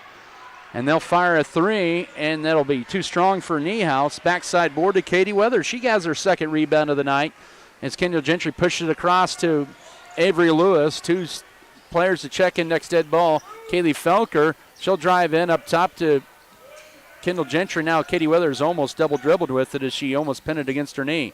Now Trout will go to her right, looking for a cutter, finds Lewis. She'll drive in, lay up, no, but she is fouled, and she'll get 2 free throws coming up, says the official, Tori Elder. That'll be team foul number 2 on Hugoton in the fourth quarter. That'll be a Niehaus, her first. 2 free throws for Avery Lewis, who has 7 points tonight. She led Scott City with 8 on Tuesday night. Free throw, nothing but net, and Scott City hits the 30-point mark. 30-11 with 4:27 to go. Peyton Gentry also in there is Mackenzie Metzger for Scott City, Megan Trout, Kendall Gentry out. Out is Farrah Gaskell for Hugoton, and I believe that was Aridano who just checked back in. And Lewis with 9. Scott City continues their good free throw shooting as now they're back up 20. 4:20 to go in this fourth quarter. They'll go left side to Morgan Niehaus. Back up top to a Maile Lewis. Fake the pass. Niehaus with it. Back up top to Lewis. They'll go right side and now toward the right baseline. Alfaro short corner right. Right wing to Villegas. 4:10 to go in the game. 15 to shoot. Lewis up top with it for Hugoton. Left side to Niehaus. Niehaus skips it over right side. Driving the right baseline. Cut off is Vegas. 8 to shoot. Midway through this fourth quarter. Now Lewis with it. Goes left side to Niehaus. She'll try a left wing 3. Crawls up, but Hugoton with the backside board underneath to Natalie Vegas, and flips it out high to Alfaro. And the Eagles will try a 3 from Lewis. No, tipped and in the hands of Niehaus, and another opportunity and a whistle and a carrying violation for their 20th turnover with 3:42 left. So they got a couple good looks from Maile Lewis, Morgan Niehaus out high, but Hugoton goes empty-handed there, down 20, 3:40 to go. Peyton Gentry will get a screen to take it across the 10-second line on the right side. 4 to check in next dead ball. Kaylee Felker up top. Finds a cutting Avery Lewis, and she has double figures with 11-6 in this quarter, 33-11 with 3:28 to go. And Scott City matches their point total at Goodland on Tuesday night. That was, by the way, their season low of points. And the bounce pass out, we're going to get a kick ball. And we'll stay with Hugoton as Kendall Gentry, Piper Fox, Megan Trout, and also Chris Irvin re-enter the lineup. That'll be Peyton Gentry, Mackenzie Metzger, Kaylee Felker, and Katie Weathers. Scott City kind of changing it up their defense to more of a 3-2 look in this second half. 3:13 to go. Lewis for a 3 off the heel. And the rebound will be wrestled away by Megan Trout. And she's going to, I thought maybe she's going to go all full point guard. Now to Piper Fox with his Kendall Gentry. Backs in now to Piper Fox for 11. Yes! Gentry dishing a dime to Fox, 35-11 with 2:55 to go. It's a 21-5 run in this second half for Scott City, and the Lady Beavers are up by 24, well on their way to victory number 8 on the year. They get to the foul line to Arredondo. Finally, the offense is going, and they force the 21st turnover. 3-on-2 numbers. Lewis to Kendall Gentry, a little bit too high. Had the right idea, and Scott City with turnover number 17, make that number 16 on the night. Deanie Armendariz, Farrah Gaskell in. That'll be Sadie Arredondo and Maile Lewis here with 2:38 remaining. Lewis doesn't check out much. 35-11. Scott City has scored 14 in the last 16 points of this ball game. 2.5 to go, fourth quarter. Right wing goes over to Gaskell, skips it over left side. Up top, now they go the foul line to Alfaro. Bounce pass left side to Niehaus. Back up top left to Natalie Vegas. 15 to shoot, 2:15 to go. Now with it here, Alfaro, and she draws a foul on Scott City. I thought they were going to call a travel first, but nope. Foul first on Carissa Irvin. That is her second. Second team foul on Scott City in this fourth quarter. Both teams just 2 fouls in the fourth quarter and 3 fouls in the second half. And now they're going to call a hack on Trout, and now Alfaro will go to the line to shoot 2. She is scoreless tonight. The foul will be just the second on Trout, and the Lady Beavers now with 3 in the period. With 2 minutes, 10 seconds to go, fourth quarter, boys game to follow. Alfaro averages 2 points a game. She's a junior. Hugoton 7 of 8 from the line tonight, now 7 of 9. That's 7 of their 11 points tonight. With 2:10 to go. Both teams really rough shooting here tonight overall. Lady Beavers a bit more later, but Alfaro gets that one and makes it 35-12. They are now 8 of 10 at the line tonight. Final 2 minutes of this one. Irvin to drive left side. Spin move to the top of the key. Now drives to the right elbow. Now back up top. Still with the dribble. Alfaro guarding her pretty tightly. And then to Kendall Gentry. Now to Avery Lewis up top. And to Megan Trout. Give back to Lewis. She'll drive in. Layup, no. Rebound, Fox couldn't quite get it. Ripped away by Hugoton. Then we're going to get, nope, no tie out yet. Armendariz is close to double-digit rebounds. 1:38 to go. Driving in. That's going to be ripped away by Megan Trout as Vegas was driving in, and another Hugoton turnover. Left side to Avery Lewis. 1:28 to go. Line change next dead ball into Trout. Goes to right. Her layup is good and one. She has 6. 37-12, 1:25 to go. And that'll be team foul number 3 on Hugoton in the fourth quarter. That'll be on Farrah Gaskell, her third. And we're going to get 4 out of 5 in. And there's Lily Leitner. First time in a while we've seen her. She's been able to play. Also in there, we get Maggie Heineman for the first time tonight. Valeria Castillo. Second free throw, no. Or the free throw on the three-point play, no. And then out of bounds, it was knocked out of Katie's hands. And that'll allow Peyton Gentry to re-enter. So the starters' night is officially done. 1:34 to go. Castillo to inbound it in, does so to Katie Weathers, reels it in, goes to her left, and from point blank gets it to go. Her first basket, 39-12. 1:15 to go. Scott City's going to win their fourth in a row in this series. Hasn't been done since the 2018-2019 seasons. A three from the left wing, crawls off. That was a good look once again for Niehaus, and then they get the rebound, and they'll get 2 free throws, will the Lady Eagles. With 1:03 to go, that'll be Armendariz to the line. She is 2 of 2 from the line. She has reached 9 rebounds tonight. The second foul will be charged to Katie Weathers. Scott City's final foul to give before free throws the rest of the night, and Armendariz hits the free throw to make it 39-13. 1:03 remaining. So Hugoton's previous low of points was 12 points against Hayes, their second game of the year. They've eclipsed that now by 2. Armendariz makes it 39-14. So Scott City, of course, avoided their season low moments ago at 33 points they had on Tuesday night at Goodland. Peyton Gentry stops at the top, flobs it into Lily Leitner, and then left side to Katie Weathers. She'll take it. Her runner bounces in. She has 4. It's 41-14, 48 seconds to go. So Weathers with 4 in a row for the Lady Beavers as they have an 18-point fourth quarter. A 2-3 zone now with it is Arredondo looking to drive in. Has to pull it back out. 35 seconds to work. Left corner to Alfaro looking to penetrate up top. Here's a deep 3 launched. Good. Natalie Villegas, the third field goal of the night for Hugoton, 41-17. Shot clock off, 29 seconds to go. Peyton Gentry, in the front court. Now to Katie Weathers to Lily Leitner. Ball deflected. Leitner is back in with 15 seconds to go. Back to Katie. Katie back to around it goes from Heineman. And now whistling a foul up top. That'll be on Vegas. That'll be her second. Fourth team foul on Hugoton with 8.4 to go. So Scott City can just hold this one. Let's dribble it out, and they will. And they're going to win this one convincingly tonight. Both teams not the greatest of shooting, but Lady Beavers with enough at the end. They pulled away with 18 points in the fourth quarter, an 18-8 run, 41-17 your final. Scott City now 8-6 on the year. They could likely move into the top 6, at least in the 3A sub-state standings. Hugoton will drop to 5-8 on the year. They're 1-4 in the conference. Scott City at 3-4 in league play. Post-game coverage should begin after this 3-minute break. This is Scott City Beaver basketball. Deckmart Furniture and Appliance in Scott City continues adding new items. Not only have they added new small appliances from GE, they now have the comfortable Sealy memory foam pillow. Oh, and don't forget to check out their new home decor. Come in and see their top lines of furniture and appliance from Lazy Boy, Sealy, GE, and Speed Queen. Deckmart Furniture and Appliance has 2 floors of quality furniture and appliances for every room in your home. Stop and see what's arriving daily at Deckmart Furniture and Appliance on Main Street in downtown Scott City, where they service what they sell.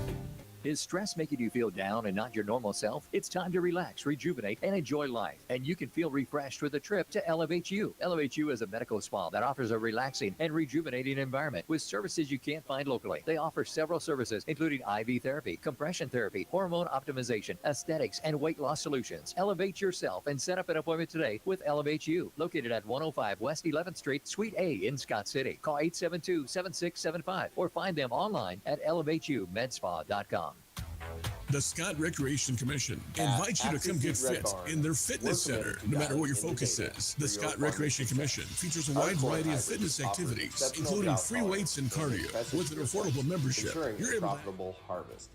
Proudly local, yet backed by a national brand, we deliver top-tier seeds with a personal touch. And as always, we're here to support our community, cheering on the Beavers. Access Seed, where data meets dedication. Ulysses Franco with Angel Gonzalez, Aiden Beza with Cooper Urban, Liam O'Day with Michael Castillo and Victor Diego, Nolan Nelson with Jason Berry, Marshall Hickey with Drew Metzger, Harrison Hyman and Maddox Brown with Jackson Walker,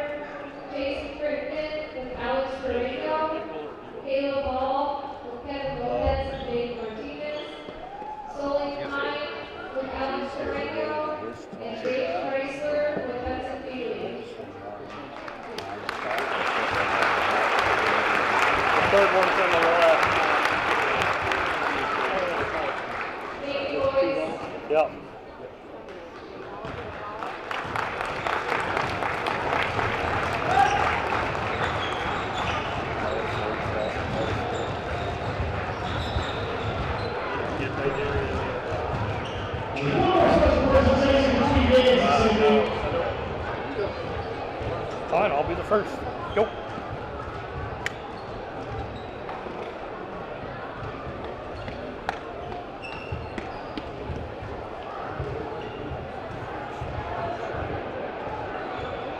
Since 1974, the Kansas Shrine Bowl has showcased the top high school senior football players from across the state.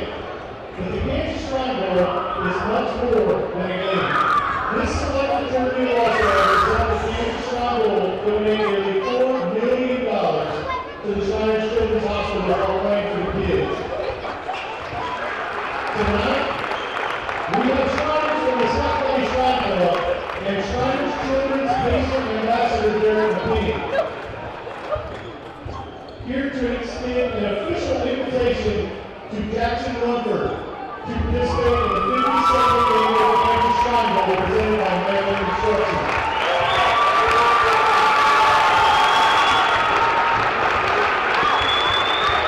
This selection was a result of media voting and coach selections following the 2024 football season. The 2025 Kansas Shrine Bowl will take place Saturday, June 21st at 7 p.m. in Dodge City. All net proceeds from the Kansas Shrine Bowl benefit Shriners Children's, where they provide the most amazing care anywhere and are dedicated to improving the lives of children by providing pediatric specialty care, innovative research, and outstanding teaching programs for medical professionals. Children up to the age of 18 are eligible for care and receive all services in a family-centered environment regardless of the patient's ability to pay.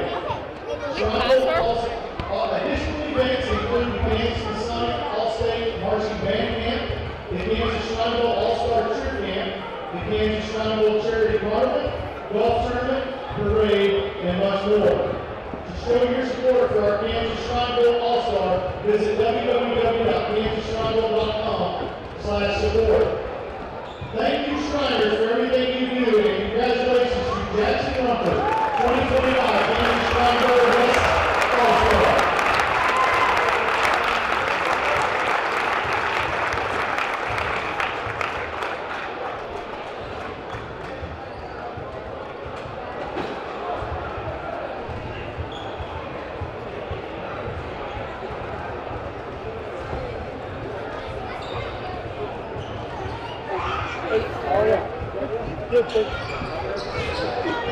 Little beaver cheer. Yeah, we want to see you fail.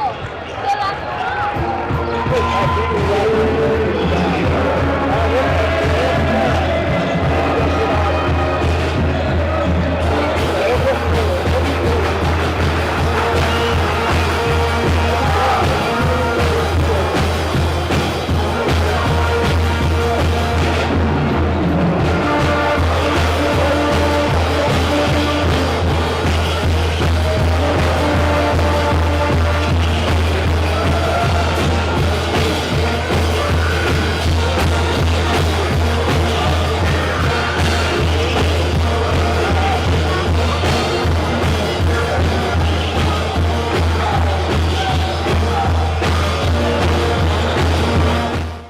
take another 1 minute break and maybe a 2 minute break. We'll see here. We'll come back in 2 minutes. We'll have an interview. Either it's a post-game interview with Coach Justin Froh or a pregame interview with Coach Brian Gentry. Nonetheless, we'll have a coach in 2 minutes. This is Scott City Beaver basketball.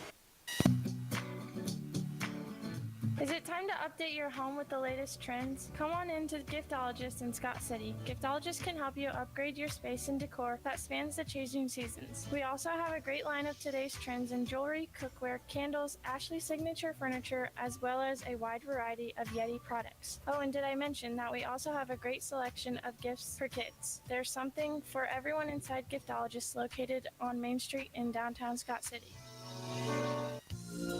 We all know the weather in Western Kansas changes daily, and that's why your Ream specialist, Fredy Heating and Cooling, is there for prompt quality service. Fredy Heating and Cooling services all brands for tube heaters, gas fireplaces, gas piping, and sheet metal. They service for both residential and commercial units. For repairs or estimates, call 620-872-3508 or visit them at 910 West 5th Street in Scott City. Fredy Heating and Cooling proudly supports the Scott City Beavers. They said it was too remote. Buy one iPhone 16 Pro Max and get one on Next Tech Wireless. iPhone 16 Pro Max is powered by the A18 Pro chip and built for Apple Intelligence. Now available in 4 stunning finishes: black titanium, white titanium, natural titanium, and desert titanium. Which iPhone 16 Pro Max color will you choose? Stop by a location near you to take advantage of this amazing deal today. Next Tech Wireless. It's about more than just providing wireless services. We believe Protect in your rolling bottom up our line with sleeves crop and working insurance side from by Farm Bureau side with Financial local Services. organizations. Farm Bureau agents Berta Benz Whether and you're Hugh sharing Benz in cherished Scott moments, City and Leota staying can help updated on you trends, select the right or federal exploring crop your and crop surroundings, hail insurance we're there options to for keep your you farming connected. operation. Call Next Farm Tech Bureau Wireless. agents Berta Benz We and Hugh are Benz in Kansas. Scott City or Leota today to discuss affordable programs, competitive tools, and resources that can benefit your business. Now that's smarter insurance for agriculture. Western Agricultural Insurance Company, an equal opportunity provider.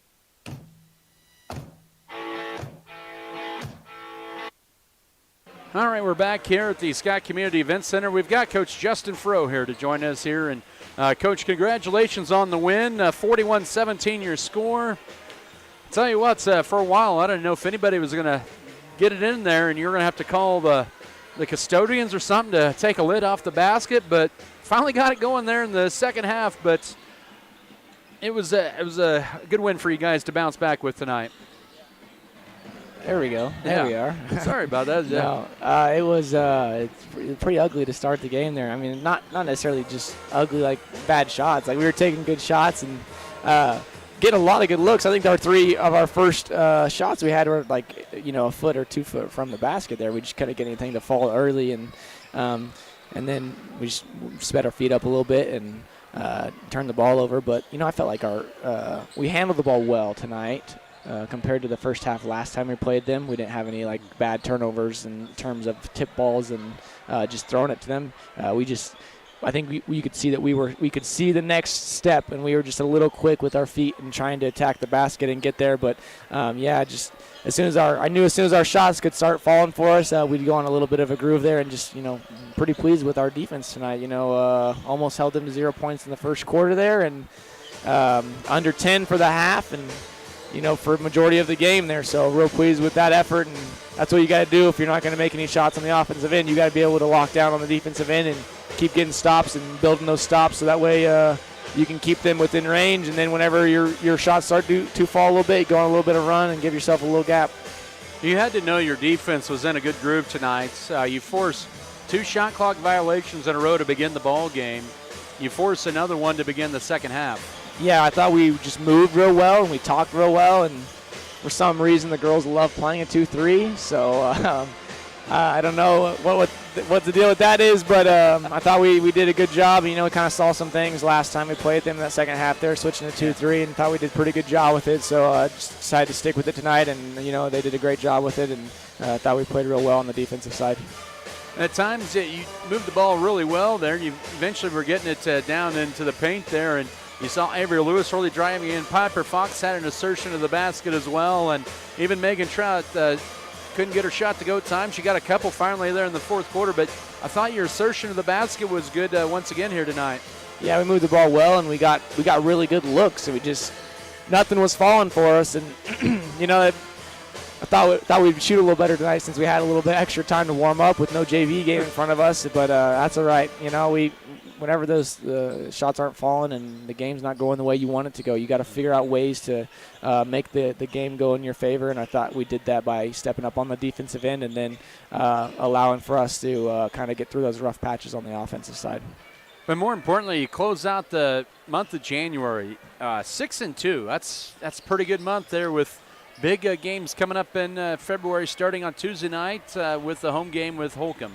Yeah, 6-2 with a couple of single-digit losses, that were really close, and a couple of things go our way, or a couple of things we do differently there. Maybe not turn the ball over as much, and we might be looking at 8-0 for the month. So that's real encouraging to see. But we're taking steps in the right direction. Like I talked about earlier in the season, we got to be able to keep getting better, and I think that we have gotten better. And winning that tournament there a couple weeks ago or whatever it was now, last week at Sterling was real big for our momentum and just giving us some confidence and showing that we're capable of playing with anyone. And then we got to roll it over, though. You got to keep the momentum high as we're going into some big games here down the stretch and got to start jockeying for position there with Sub-State. So got to keep it going.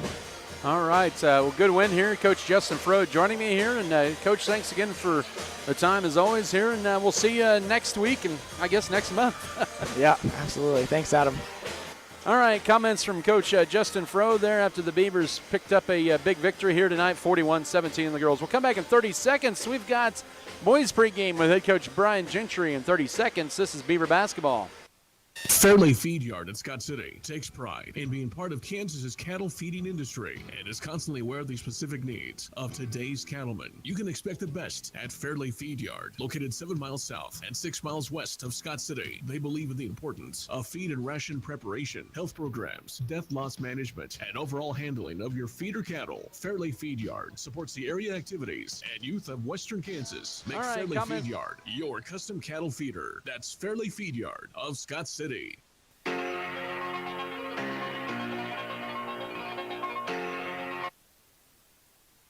Welcome back to the Scott Community Event Center. Adam Gadavy on Mix 94.5. Your pregame interview is brought to you by Ferndale Financial Services with you and Berta Benz in Scott City and Leota. I'm joined here with Coach Brian Gentry in the pregame. And, Coach, thanks for joining me here this evening. Tough loss. Very good game the other night, 52-49 to the Goodland Cowboys. But the game that went back and forth, they were able to get a little extra there at the end were the Cowboys. But overall, what a great game. Just some little things here and there that could have made the difference. Big thing is, those turnovers all kind of creeped up on us at once in that fourth quarter. And, winning teams have to make winning plays, and they were able to make a few more than we were. Got off to a good start there, and it was kind of one of those deals where you got Avery Radke going once again, and I think he's been really big for you guys getting going there if they try to take Jackson out there. And I also thought the ability for an Eloy to drive in for his layups and Alex and whoever, I think that's been big as well when the threes aren't falling. Yeah, those guys are both, pretty good at, Eloy's really good with the ball in his hand and creating off the, pick and roll with Jackson. And it's what's going to happen all the time. People pay so much attention to Jackson that it is going to open up some opportunities for our other guys, and Avery was able to capitalize on some of those early, which is good, and he has the ability to do it. So if teams can continue to leave him, he's still going to find himself open. Alex is another one who he creates a lot for himself.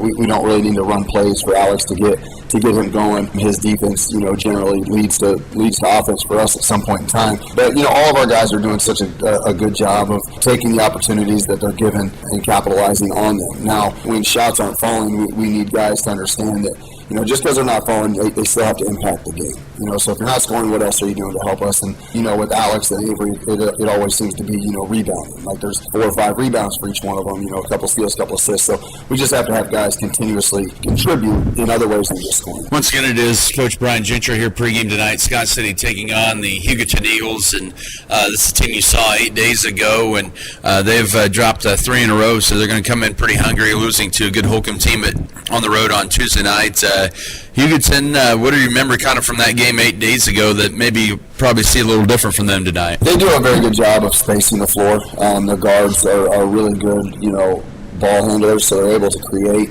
We've got to do a good job of keeping the ball in front of us. Some of the things, I don't see them changing a whole bunch. They do some things that kind of put us in dicey situations. So we're going to need, really good communication defensively to get our switches the way that we want them. And we've got to do a good job of getting back out to Jay at the three-point line. He does a very good job of using screens to open. A lot of the times he's the first screener and then he pops out. So we're going to have to be on point. We're going to have to know where he's at. And then we just got to keep the ball in front of us. Our defense was very, very good the last time we played them. So we need another great night, high energy, effective communication.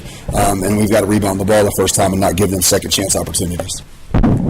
Yeah, it's, being at home here, it's great to be back home. You got 2 in a row at home here, but this is a big stretch for you guys. And how tough is it not to try to look too far ahead, but at the same time, you got to like that the fact that how competitive the GWAC is, there's no overlooking anybody. Right. I mean, you can't. I mean, there's no point in looking at Holcomb right now because we've got a very dangerous team in front of us tonight.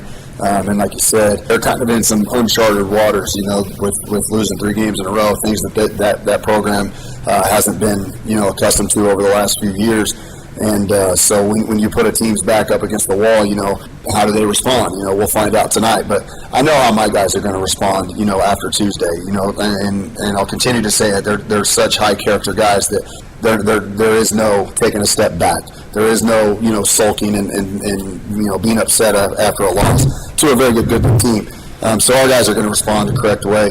And you're going to see, and hopefully we get a lot of people out here, but, they're going to see what we get to see every game and what I get to see every day, which is high character, high energy, effective communication, and guys that are just out there playing for each other the best that they can. Should be a good one here tonight as Scott City takes on Hugoton second time in 8 days. Coach Brian Gentry in the pregame. Coach, thanks for the time. As always, good luck to you guys. All right, thanks, Al. That was Scott City Beaver coach Brian Gentry. Your pregame interview brought to you by Farm Bureau Financial Services with Hugoton Bids and Scott City and Leota.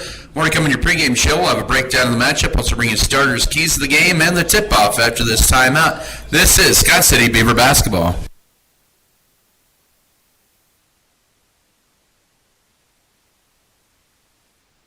For anyone. Stop in and see what they offer, including jewelry, snack mixes, baby gifts, balloons, baptismals, flavored coffees, and so much more. There's more gift ideas arriving daily. Don't forget to reach out to Shell's Flowers and More for weddings, funerals, or any special occasion. Shell's Flowers and More, your go-to for flowers and gifts. On West 5th Street in Scott City, 620-872-5336. At First National Bank of Scott City, let's go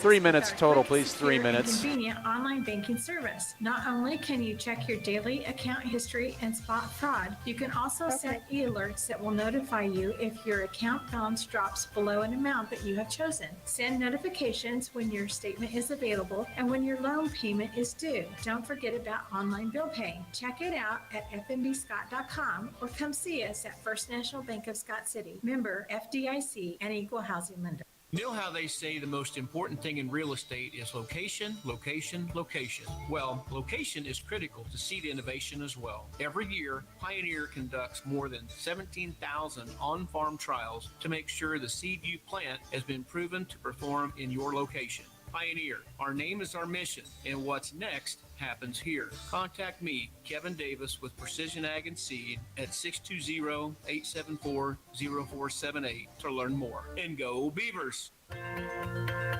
Shooting firearms is both fun and challenging. Whether you're hunting, target shooting, shooting clay targets, or just plinking, Scott City Guns has accessories, ammunition, and target needs. Check them out on the web at scottcityguns.com or stop by West Highway 96, Scott City, Kansas. Ask about special orders and trade-ins. Scott City Guns. When purchasing that gun, buy from someone you can trust.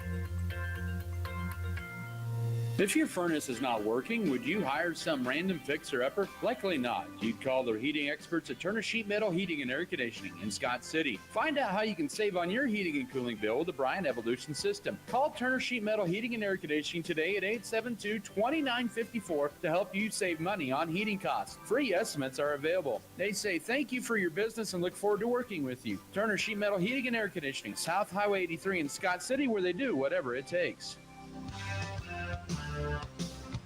The Scott Cooperative Association is proud to serve our members with 8 convenient elevator locations, a full-service petroleum department with 2 service stations, 5 automated card trolls and bulk oil and fuel delivery, and a full-service crop production department to serve all of your needs, including agronomy services, seed, chemical, fertilizer, and custom application. Contact the Scott Co-op and visit with our knowledgeable staff about how we can help in your farming operation.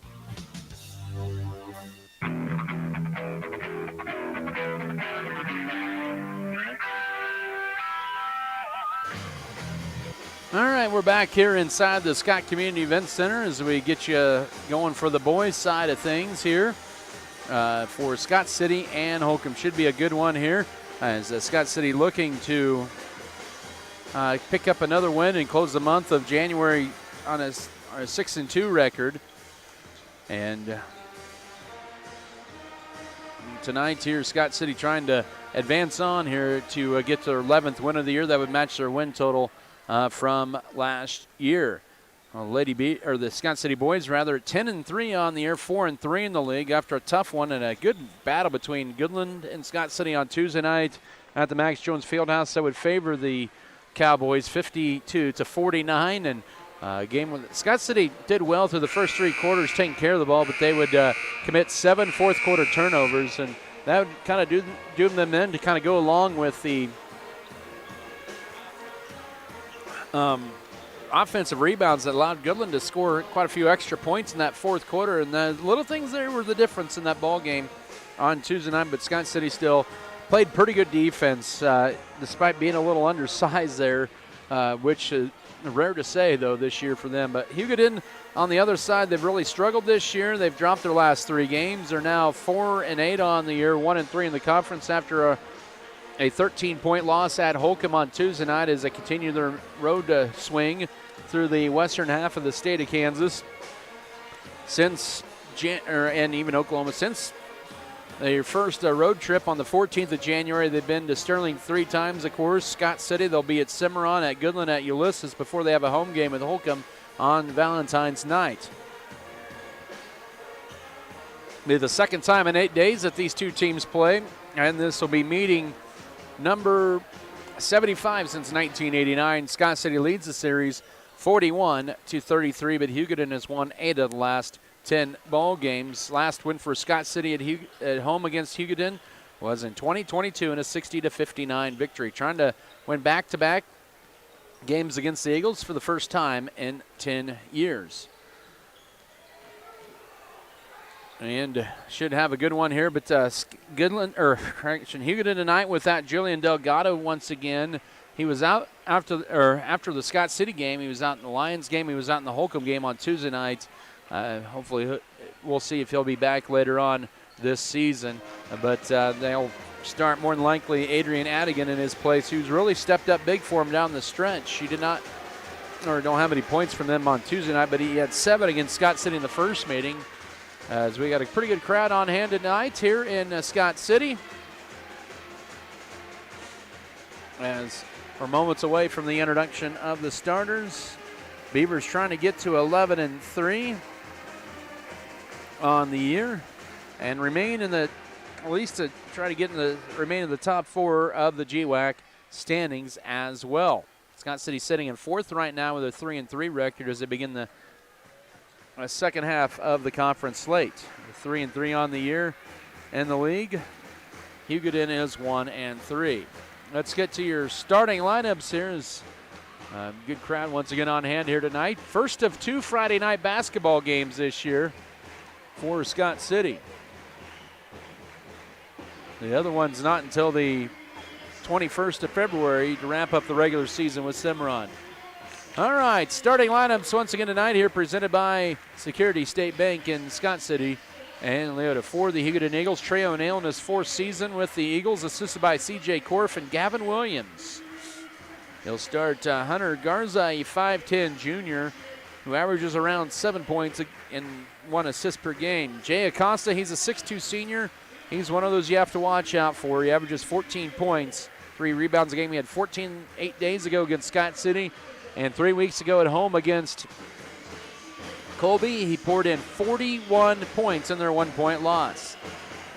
Miguel Hernandez was a tentative starter. He is a 5'10 junior, averages 7.8 points and 3 boards a game. Julian Delgado once again out tonight. It'll be Adrian Adigan getting his 3rd straight start. He is a 5'11 freshman, averaging just under 4 points and 2 rebounds a game. And also, it'll be, I believe, Grant Niehaus getting the start tonight for Hugoton as well. He is a 6'3 senior. Niehaus averaging 2.8 points and 5.4 rebounds a game. And once again, Hunter Garza, Jay Acosta, Miguel Hernandez, Adrian Adigan, and Grant Niehaus. For Scott City, coached by Brian Gentry in his 9th season, assisted by Joey Meyer and Drew Kite. It'll be Eloy Ruelas, the 5'10 senior, 7.9 points, 4 assists a game. Avery Radke, the 6'1 junior, at 7.8 points, 4.4 boards a contest. Junior Mesa, 5'11 sophomore, 6.5 points, 2.5 boards a game. Alex Tarango, the senior, at 5'10 at 9.3 points and 4 rebounds a contest. And Jackson Rumford, the double-double machine, the 6'6 senior, 20.4 points and just under 11 boards a game. Eloy Ruelas, Avery Radke, Junior Mesa, Alex Trango, and Jackson Rumford. And against Goodland on Tuesday night, Rumford picked up his 500th rebound in his career. He has 504 for his career. Of course, 8 days ago against Hugoton, he picked up his 1,000th point. Keys to the game presented by State Farm agent Michael Trouts. I think the first key tonight is work it inside once again to Jackson. Work the offense through him. Second key is kind of guard the perimeter and make sure that Hugoton doesn't get some good looks from three. They can line it up at any time. The last meeting between the two teams, Hugoton was just 4 of 22 on three. Scott City tonight wearing those home white tops with the navy blue numbers and letters and the light blue trim and the blue, off and on light blue, dark blue stripes on the side. Hugoton in the road in reds tonight with the white numbers and letters, blue trim. Jackson, Rumford, and Grant Niehaus to tip, and Scott City will win the tap. And this boys game officially underway here in Scott City. Alex Tarango now to Eloy Ruelas. Ruelas looking to drive in. He's cut off. The foul line gets it to Rumford, who will kiss it off the glass with a little contact. 2-0 Scott City, 7:43 to go first quarter. And a good job that time working at the foul line to Ruelas. Hugoton, their first offensive set down. They're looking to snap a 3-game losing streak. They haven't had many of those in a long time, that long. Up top with it is Hunter Garza. Scott City opens up in a man-to-man. Right side, Adigan now goes to Acosta. Up top, now foul line to Niehaus with 15 to shoot. Guarded by Rumford. A couple dribbles. They'll hand it off, and here's the three for Acosta. Good. 3-2 Hugoton. 7:09 to go first quarter, and Hugoton with the early lead of the ball game, 3-2 here in the first minute. Rumford left side. Here's Tarango looking to penetrate. Jump stops.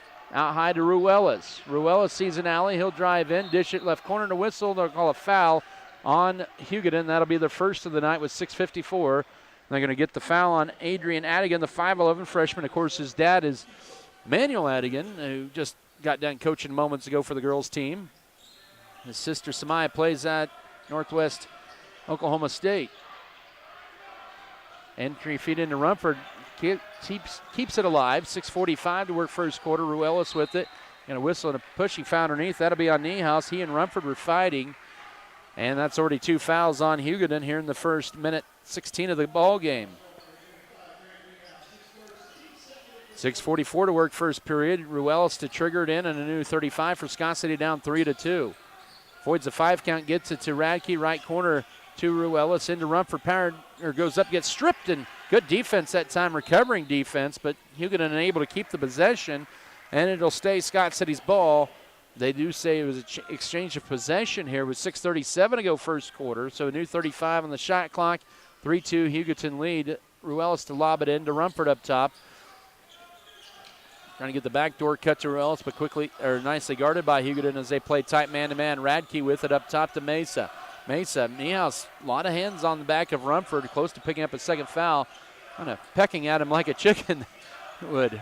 In the left corner, here's a 3 for Mesa. And now in transition and behind that time, Acosta went out of his hands and turnover number 1. Good pass that time for Adigan, but turnover number 1 on Hugoton, and they'll bring in Thomas Willis, a 6'3 senior.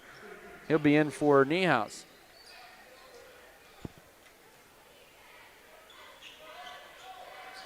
.608 to go first quarter. Ruelas drives in, kicks to the right corner. Now Mesa pulls up mid-range.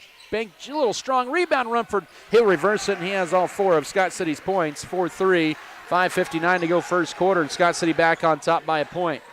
Quickly, Hugoton back the other way with it. Right side to Acosta, guarded by Radke. Holds it, now entry feed toward the right side, baseline to Willis. He'll dribble it up top now to Adigan with 5:40 to go first quarter. 15 to shoot. And then Adigan gets it stripped out of his hands that time by Avery Radke. Still going to be Eagle basketball, 14 on the shot clock. 5:38 to go first quarter. Scott City up by 1 at 4-3. Couple lead changes here in the early going. The Eagles are triggered in underneath their basket with Hernandez. Gets the right corner to Acosta. Wasn't in a good shooting position. Quickly guarded by Trango, 8 to shoot. With it here is Garza. Garza loses it, picks it back up. And now 3 for Willis on the way off the heel, and Alex Trango with an easy rebound. He was the only one really in the paint there. And now quickly back to Scott City. Into Rumford, low pass, loses it, hits the deck, and Hugoton will steal it. And then they're going to say travel as the teams will trade turnovers. Scott City's first turnover at 5:15 to go first quarter. Beavers up by 1 with the ball, 4-3. Excuse me. Score Scott City 2 of 4 from the field. Hugoton is 1 of 2. And bullet pass, right corner, Radke for a 3. Yes! Radke is 15th triple, and Scott City up 7-3. 5 minutes to go first quarter. He was the one that really got Scott City going offensively against this program 8 days ago against Hugoton in the semis at Sterling. He hit 2 threes, about the same spot where he just hit that one to give Scott City an early 6-0 lead. Nice pivot move, and Hernandez takes it strong to the rack and is on the board. 7-5 with 4:45 to go first quarter. So Scott City's lead trimmed in half. Hugoton will bring in 2 subs next dead ball. Tarango up top to Radke, looking to drive in, and now Ruiz for a 3. And bounces off the iron and drops in. A nice friendly bounce, 10-5, 4:28 to go first quarter. Scott City really struggled on threes on Tuesday night at Goodland. Just 3 of 23. They're now 2 of 3 here tonight. And Ruiz hit his 16th triple of the year to put Scott City up by 5. As we near the midway mark of the first quarter, Acosta will drive in at the foul line. He got away with the walk there. Now up top, it goes to Garza. Garza will drive right lane, line in the right corner. 3 for Hernandez. Swish. 4-minute mark of the first quarter. Hernandez with 5 in a row and puts Hugoton within 10-8. Both teams with a couple threes here in this early going. Our officials did not see the net. Wrap around, and now right corner, Radke 3. No. Rebound, Jackson Rumford out high, and another offensive set for Scott City up by 2. And now this is Rumford from downtown, you betcha! He has 7 in the corner. It's 13-8, 3:37 to go first quarter. And Scott City with 3 threes, and that's Rumford's 15th triple of the year. 3.5 to go first quarter. The Beavers with a couple offensive boards. Underneath the reverse layup, high off the glass, bounces in for Thomas Willis. He's on the board, 13-10, 3:20 to go first quarter. And now with it, here's Ruiz. He'll take it to the rack, loses the dribble, and turnover number 2 on Scott City. And then a whistle and a travel on Hugoton. That's their 3rd of the night. Subs in for both sides. In for Hugoton will be Carson Slocum, the senior, and Jonas Mock, the sophomore. Brooks Bailey, the senior, in for Scott City. He'll replace Junior Mesa. Out for Hugoton is Thomas Willis and Adrian Adigan. Lob out high. Now to Tarango toward the right elbow. Uses up one dribble. Brooks Bailey right wing with 3:08. Trying to get it to Rumford. Poked out that time as they collapse on him. Do the Hugoton Eagles. Hernandez knocks it out with 3:06 to go first quarter. 28 on the shot clock. It's a lead of 3 for Scott City at 13-10. They've led by as many as 5 in this game on a couple of occasions. Inbound into Jackson Rumford. Up top it goes to Tarango. Holds it now, bounce pass to late pass, and good defense that time by Hernandez. 3rd Scott City turnover. Hernandez then right side as he lost it. Or footing now out high to Costa. 2:50 to work first quarter. 3-point Scott City leading the ball. Almost stolen up top. Rumford with tight defense up top, and now he hits the deck. And now Costa will drive to the foul line, kicks it left side for the tie. Hernandez, good. He has 8 first quarter points, and it's a 5-0 run for Hugoton. They tied up at 13 with 2:37 to go first quarter. They have 3 triples in this period like Scott City. Both teams hot shooting early on in this first quarter. 2:25 to work. We're tied at 13. Brooks Bailey goes right to Avery Radke. Looks for a cutter up top to Rumford.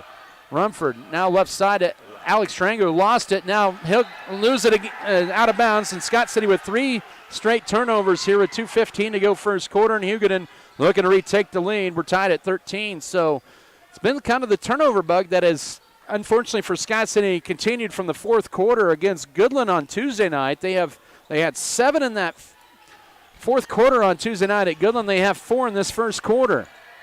Hugoton has turned up the pressure here. The Beavers only had 8 turnovers the first time around. Here's a 3 for the lead. Oh my, they're on fire.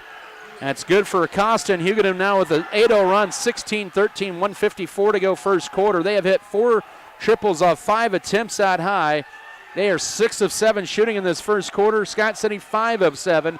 And Hugoton with a 3-point lead with 1:40 to go first quarter. Up top, Tarango with a straightaway triple to answer back. Yes! Scott City answers 3 for 3 there. And Tarango makes it 16-all, our second tie of the night. 90 seconds to go here in the first quarter. Both teams can't miss from the field here. With it now, Hernandez up top, almost a push that time by Ruelas. Acosta holds at 18 to shoot. Minute 15 to work first quarter, and then that's going to be a travel. Good defense. Rumford helping out on the defense, forcing Acosta to travel. The fourth turnover on Hugoton with 1:14 to go first period. Trey O'Neill doesn't like the call from Wyatt Dottle there, and he walks down the sideline talking to him. In the front court, Alex Tarango with a minute 5 to work in. It goes to Radke. Rumford now right corner. This is going to be Ruiz for the lead. You betcha. Another three for Ruiz. It's 19-16. Under a minute to go first quarter. 4 lead changes in this first quarter. And it's raining threes here at the Scott Community Event Center tonight, both sides. 45 seconds to work first quarter. Good defense out high by Ruelas, and now with it is Hunter Garza. Back to Carson Slocum. Wraparound pass up top to Acosta. 35 seconds to work off a screen. Here's Slocum guarded by Alex Tarango. And stall away Brooks Bailey. Turnover number 5 on Hugoton. Bailey's going to try to take this. He will take it all the way. Misses a layup too strong, and the rebound to Hunter Garza. Missed opportunity there for Scott City, and then a foul called on the Beavers with 22.4 to go first quarter, and that'll be a push on Avery Radke, his first. Scott City's first foul. Both teams light on the fouls here in the first quarter. Hugoton's only been whistled for 2. 19-16 in this shootout. Hugoton will have the final possession of the first quarter, and they will also have the first possession of the second quarter. The shot clock is off. As Tarango will guard Acosta, ball tipped out of bounds. 13.2 to go first quarter.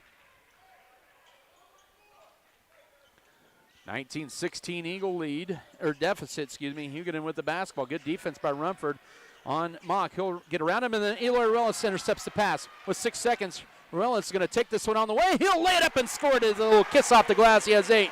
21-16, 1 second, and a steal, and almost a layup by Tarango to end the first quarter. But a hot shooting for both sides. The Beavers close the first quarter on an 8-0 run to go up 21-16, 8 minutes in the books. Back in a minute for the second quarter. This is Scott City basketball.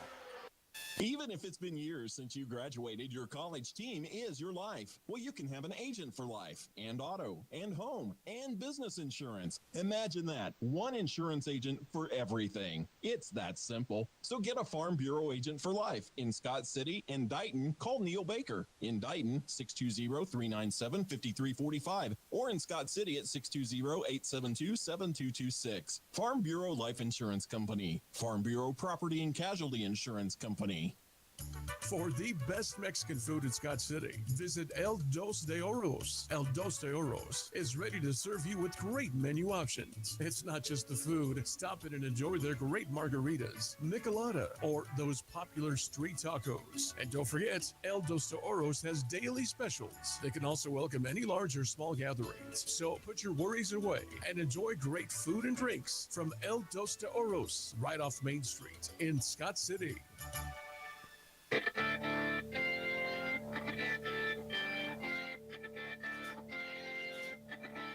Scott City and Hugoton both shooting lights out in this first quarter. The Beavers are 8 of 12. Hugoton was 6 of 7, but the Eagles had 7 turnovers in that first quarter. Scott City with a lead of 21-16. 8 points for Eloy Ruelas, 7 for Jackson Rumford to lead Scott City. Beavers hit 5 threes. Hugoton hit 4. Hugoton was led by Miguel Hernandez with 8, and Jay Acosta was 6. Out high with it is Adigan. Now spin move, lost, stolen away. Lead pass, it's Radke now to Alex Tarango. He'll take it all the way. His layup is good. Scott City with the last 10 of the ball game. Tarango with 5, 23-16, 7:36 to go first half. Off the 8th Hugoton turnover of the night. With it here is Miguel Hernandez. Bullet pass over right side to Acosta from way downtown. Off the heel, Rumford skies high for that one. Kind of got knocked in the face, but he's okay. He has 4 rebounds in this first half. That's Acosta's first miss from the field. Brooks Bailey with it, out high left to Eloy Ruelas. 7:10 to go second quarter, the 7-point Beaver lead with the ball. They try to get in run for good help defense, but then Scott City keeps it. Brooks Bailey steps back, entry feed into the hands of Grant Niehaus, and Scott City with turnover number 5.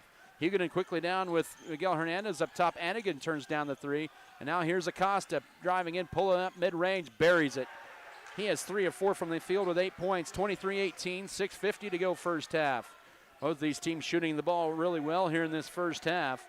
Hugoton has not missed a 2-point basket. They've only hit 3 of their 3 attempts. And now here's Tarango. Bailey will drive right side. He'll take it in, wrap around, trying to get it to Rumford. Saves it to Tarango. He'll just float her down the main street is good. He has 7, 25-18, 6:27 to go first half.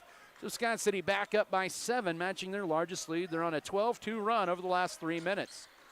With it, here's Hunter Garza up top, guarded by Radke and almost thrown away. Now deflected, good defense by Scott City. Now back in the entry feed into Niehaus. Niehaus now double team, finds somehow to Garza.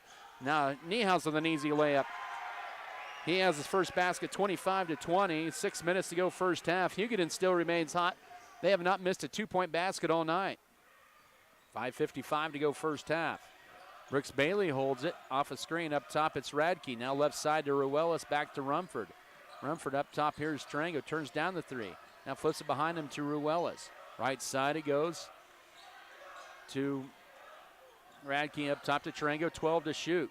Longest possession here for Scott City this half. They have 8 to shoot and need to get going here. 6, a 5, 4, 3. Ruelas to Rumford with 1 second. Throws up a 3, and that's going to be missed. Airball, and good defensive possession that time for Hugoton as they have the board in the hands of Acosta. 25-20, Hugoton with the ball down, 5:18 to go first half. Costa from 3, no. Rebound Rumford. He has rebound number 5 of the half unofficially. Scott City with a lead of 5 minutes to go first half. Ruelas gets a screen, goes to his left, now goes to his right, steps back, open for 3. No. Rebound into the hands of Adrian Adigan, his first board for Hugoton. That was a good look for Ruelas, who had 10 points in the first meeting. He matches his point total from Tuesday night off a screen. Here's a 3. And that crawls off for Garza, his first shot attempt, and another board for Rumford. He has 6 in the half. The Beavers with a 5-point lead as we approach 4.5 to go second quarter. Rumford right side. Here's Brooks Bailey up top. Bounce pass back to Rumford toward the right block. Now left side. Here's driving in. It's pivot. Now bounce pass Tarango. Gets a strip. Picks it back up. Pivots. Foul line to Rumford. Underneath. Trying to get it to Tarango. Now Ruelas. The right corner. 3. No. He's missed his last 2. And rebound. They're going to get a push by Rumford that time. And that'll be Rumford's first and Scott City's first foul the second quarter. So both teams may be cooling off a little bit from three-point range as they settle into the game. 25-20, Scott City with a 5-point lead. Hugoton back with the basketball as they bring back in Slocum. And in for the first time for Hugoton, I believe that's Isai Gerardo, a junior. Excuse me, a sophomore. He's a sophomore. 4 minutes to go, second quarter. Hugoton with the ball down 5. Slocum's bullet pass, and Gerardo not anticipating that, and that'll be turnover number 8 on the Eagles. We're at the midway point of this high-octane first half. 5-point Scott City lead with the ball, 25-20. They've led it by as many as 7 on 3 occasions in this half. Rumford with it. Knights give to Ruelas underneath, gets a strip, but goes back up, shot swatted, but right to Junior Mesa, who returns to the lineup. And Scott City with another chance at it. Bounce pass to Rumford. And he'll pump fake, hang, shoot. Got it! And 1. The foul on Grant Niehaus. That'll be his second. Team foul number 1 of the period. And Scott City kept it alive with the second and third chance opportunities that time.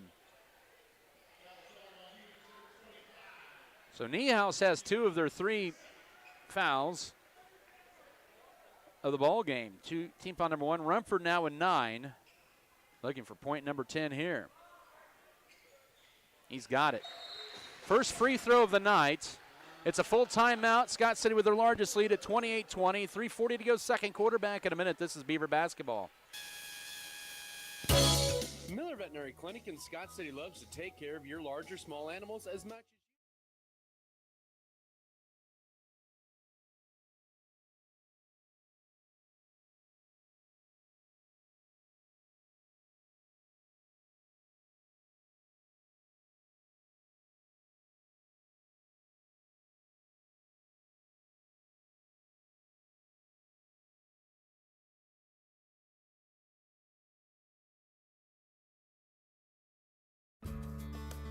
Adding value to our community has been our priority since day one. That's why the Scott Co-op is here with 8 elevator locations, 2 service stations, 5 card trolls, bulk fuel and oil delivery, as well as a full-service agronomy department, including agronomy services, seed, chemical, fertilizer, and custom application. Visit us online at scottcoop.com or download our app for more information. Scott Co-op is a proud supporter of our local communities.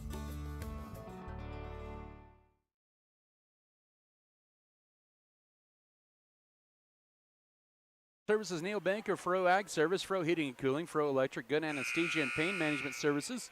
Also, Great Western Tire and Deckmart Furniture and Appliance, High Choice Feeders, Hey Mamie Farms, HRC Feed Yard, and J&R Car and Truck Center here on KSKL Scott City. 3:40 to go, second quarter. Scott City now with their largest lead of the night at 8. It's 28-20. As we're back to action out of the full timeout taken by the Beavers, it's going to be Adrian Adigan taking it in the front court and almost stolen away, and it is by Jackson Rumford. He'll take it all the way, and he was thinking about going up for the dunk and left it short, and the rebound to Hugoton. And they'll get it in the right corner to Slocum. He'll throw it up top to Gerardo. With 3:18 to go, second quarter. 28-20 is your score. Now here's Adigan driving in, kicks it right side to Slocum. A guarded three is short. Rebound to Eloy Willis, and he's pushed. That foul will be on Thomas Willis, his first. Hugoton with their second foul of the quarter. Slocum with a good three, look in the corner. Scott City looking to add to their 8-point lead as we're approaching 3 minutes to go, second quarter. With it is going to be Eloy Willis in the front court. Bounce pass to Jackson Rumford. Hands it off to Ruiz. He'll lay it up. Yes! He has 10, 30-20. 2:58 to go first half. Good look that time to Ruiz. Assist from Jackson Rumford. And now Adigan scoop shot. Misses it wide left, but right there. Stuffed that time by Triangle on the putback attempt by Willis. And the rebound goes to Scott City. The Beavers up by 10 with the ball. Now Rumford almost walked with it. And now to Ruelas with 2:35 to go here, second quarter. Scott City with a 10-point lead, 30-20. They're on a 17-7 run. They make that 17-4 run here in the last 7 minutes. And now ball deflected, and Scott City turnover number 6 and a foul. That'll be the second on, or correction, they're going to get the foul on Ruelas. That is his first. Scott City's second of the period, so a turnover and a foul that time. As back in is going to be Miguel Hernandez. He'll replace Thomas Willis. And Ethan Fro checks in for Junior Mesa. Fro, the 6'1" sophomore, checks in. Beavers up by 10. Hugoton to the ball. 2:15 to work, second quarter at 30-20. Up top it goes over to Jay Acosta. Now deep three attempted by Hernandez. Pump fakes. Now Adigan pump fakes. Drives in. Hangs. Shoots. Got it and one. On the floor. And on basket, 30-22 with 2:05 to go first half. That'll be on Jackson Rumford, his second. So now Rumford with a little foul trouble. Scott City with 3 fouls this quarter. That'll be something to watch here. Adigan at the line, his first points of the night. Struggled at times this year at the charity line. He had 7 in the last meeting, and he has 3 there. He's starting to get some confidence, and that makes it 30-23 as Hugoton applied some pressure in the backcourt. 2 minutes to go, second quarter. Now Triangle will take it in the front court. Right corner to Avery Radke for a three. Too strong. Rebound loose. And that's going to be last touch by Slocum. It'll belong to Scott City.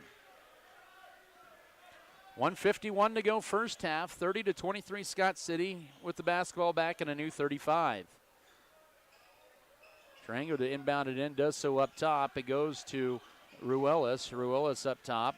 Guarded by Adigan. Now low pass, but reeled in. Now Triangle will drive in. He'll lay it up and, he crawls off. And the rebound to Jay Acosta, who grabbed his third rebound, tried to sell a foul, but the officials did not buy the sell. Hugoton trying to add to their little mini run here and get to within 5. Hernandez missed the layup. Both teams are missing layups, and Fro grabs the board for Scott City. 1:20 to go, second period. Ruelas stops, now wrap around left corner. Here's a Radke three. Yes, he's got his second three of the night. 33-23, 1:14 to go first half, and a big SC three right there. 1:10 to go first half with the dribble up top, Carson Slocum. Uses up his dribble left side. Here's Gerardo with it, final minute of the half. Ball fake, Costa, guarded by Rumford, trying to drive in on him. 20 to shoot, now to Adigan up top. 33-23, Scott City matching their largest lead at 10. Now Adigan will penetrate. Wrap around left corner, three on the way, short. That was put up by Miguel Hernandez. Radke in the paint for the board for Scott City. They lead it by 10. There's about 14 seconds between game clock and shot clock. Up top, now here's Triangle out high. Looking for a cutter, finds Rumford straight away. He'll launch the three. Oh, that one in and out. Rebound to Slocum. The shot clock is off. Hugoton with the final possession of the half. Down 10 to Scott City. 33-23 your score. Madigan will drive in. His layup, good. Nice move. He has 5 in this quarter. Last 5 for Hugoton. 33-25 with 20 seconds to go first half. He is going to gain a lot of confidence as we go along here. 10 seconds to go first half. Beavers up by 8. They screen. Wow. That was a pretty touchy moving screen on Scott City on Avery Radke, his second. Wow. That's all I'm going to say about that. Radford out, and Radke stays out there with 2 fouls. Hugoton's ball off of the 7th Scott City turnover with 7.5 seconds to go first half. Adigan races across. Brooks Bailey in there with 2 seconds. Here's a deep 3 launch. Too strong, and that's the end of your first half by Bernardo. And Scott City will take an 8-point lead in the locker room. They went on a 12-9 second quarter run to take a 33-26 lead at the break. We'll come back in 3 minutes for your halftime show. This is Scott City basketball.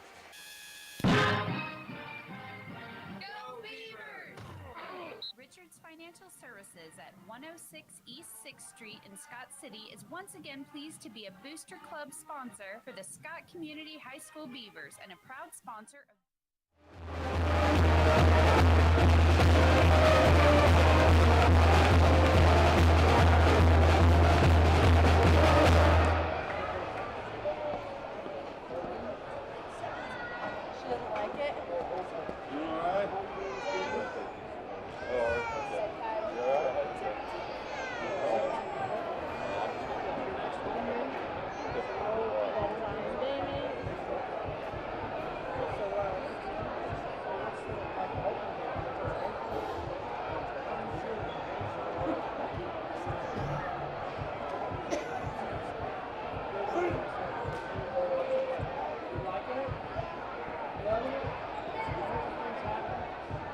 Ladies and gentlemen, for your halftime entertainment this evening, the Little Beaver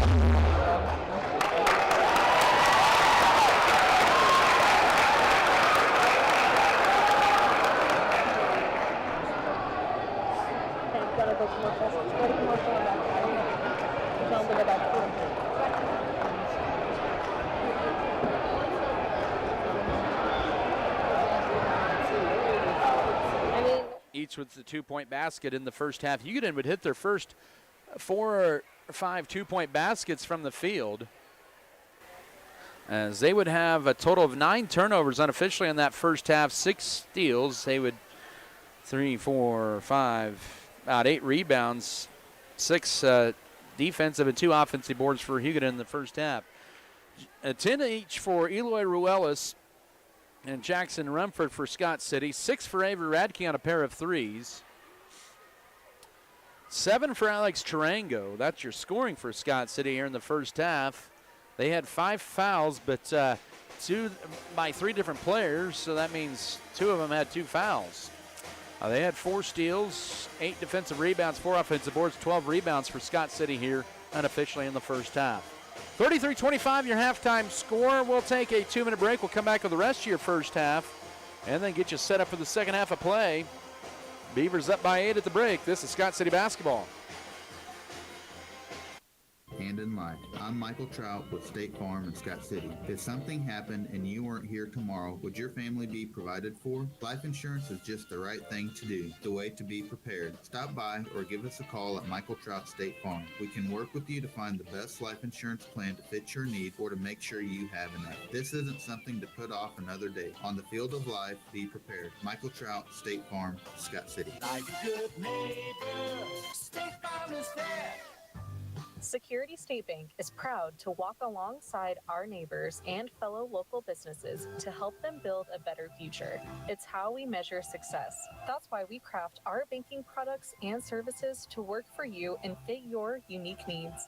Visit our website at ssbscott.com or in person at any of our locations in Scott City, Leota, Garden City, or Syracuse. Security State Bank. Member FDIC, Equal Housing Lender. Here's Odessa from Plain Jan's. Yep, Odessa here. Again, let's talk rental houses. Okay, rentals. Plain Jan's is the best place to go if you need a small place or a place with 2 to 3 bedrooms. So, how many rentals? I think maybe around 70. Really? Come to Plain Jan's. Lexi and Samantha can help you find the right place to rent. Plain Jan's Rentals. We rent houses. Thanks, Odessa. Plain Jan's, they rent houses. Not even the weatherman knows for sure what tomorrow will bring. But if there's no rain in your future, a drought can and will happen. Although a long dry spell can ruin your crops.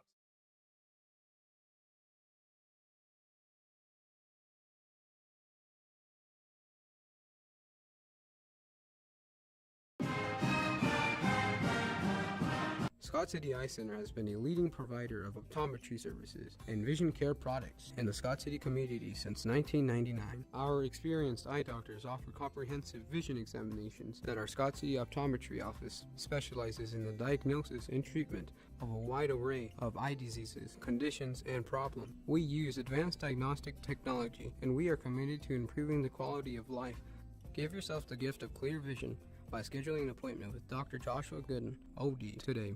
And putting up a good fight is Hugoton, as we knew they would coming into tonight. They're trying to snap a 3-game losing streak this year. But we'll see how it goes here the second half. But the first half stats look like this. For Hugoton, they shot the ball 52% at 10 of 19. They were 4 of 9 on threes, 6 of 10 on twos. And just like Scott City, 1 for 1 at the foul line. Those are all in a 3-point play for both sides in this first half. But Scott City had 5 fouls in the first half, Hugoton just 4. Grand Ehouse had 2 fouls for the Eagles. For Scott City, they shot at 38% at 10 of 26. They were 6 of 12 on threes, 4 of 14 on 2-point baskets, and perfect 1-1 at the foul line. Scott City with some foul trouble. Avery Radke and Jackson Rumford each with a couple of fouls for Scott City here in this first half. So that'll be something to keep an eye on as we get going here momentarily in the third quarter.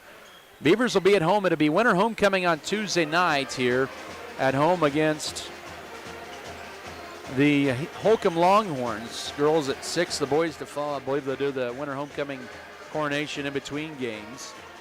Let's get you caught up on some updated team results for wrestling at the Rocky Welton and Garden City. On the girls' side, they wrestled a few rounds today. They wrestled through the semis on the front side I believe just one round on the backside. Still live on Saturday. Audrey Escalona at 105. Haley McDaniel at 110. Addie Knoll at 125. Amaya Parker at 130. Tatum Brown at 135. Ashlyn Rose is into the finals at 155 pounds. And Kenny Jones is still live at 170 pounds going into Saturday.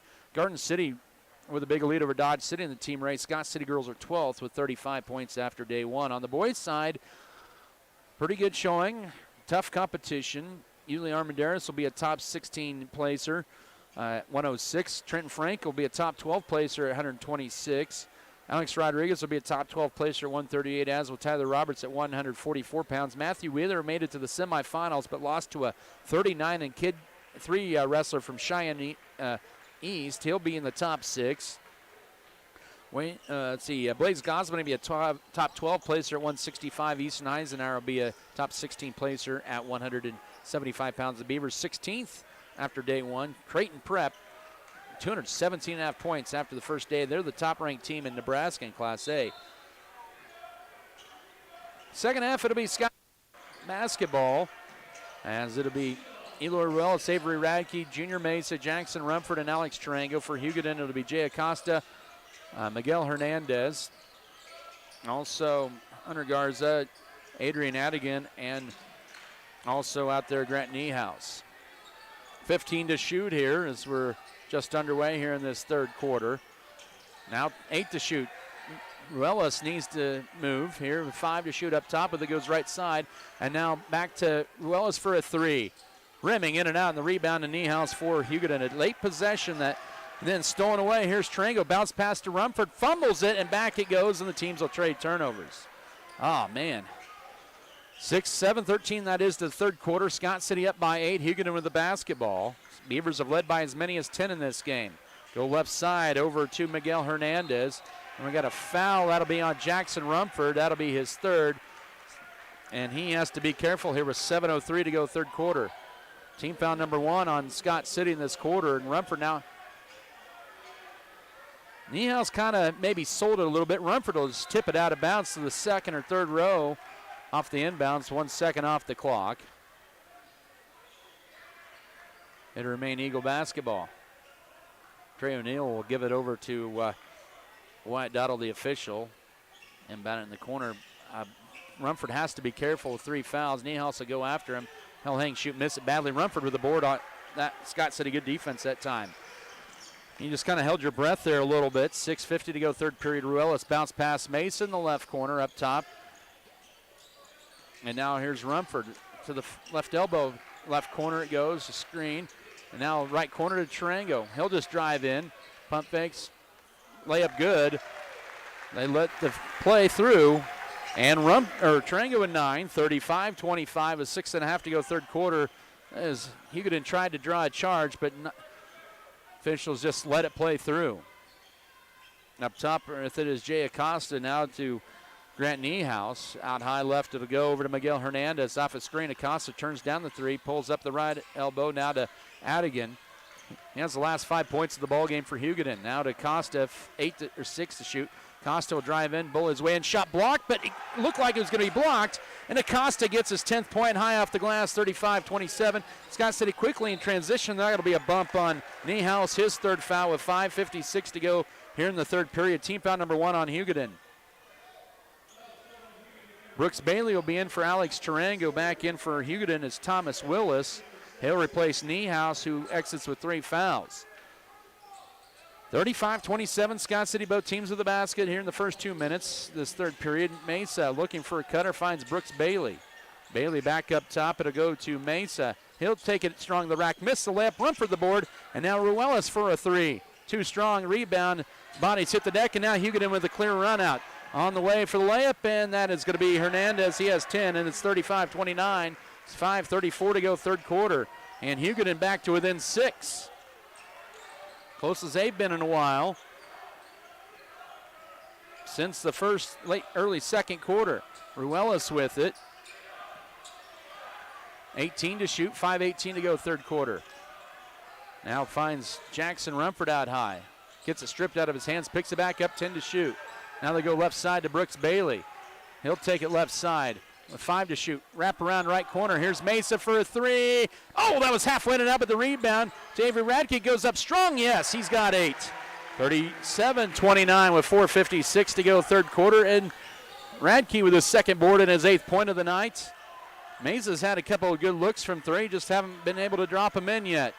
4:45 to work third period. Garza with the ball for Hugoton. Now left side, here's a 3 on the way. Good. Thomas Willis hits Hugoton's 5th 3, and it's 37-32 with 4.5 to go third quarter. And Scott City needs to get it across here. They do with Eloy Ruelas in the front court. Bounce pass to Brooks Bailey. Now left side, entry feed into Rumford, catches it. Nice cut. Oh, it's behind Bailey, and turnover number 9. Hugoton with the run here, and they lose it out of bounds, as that'll be their 10th turnover.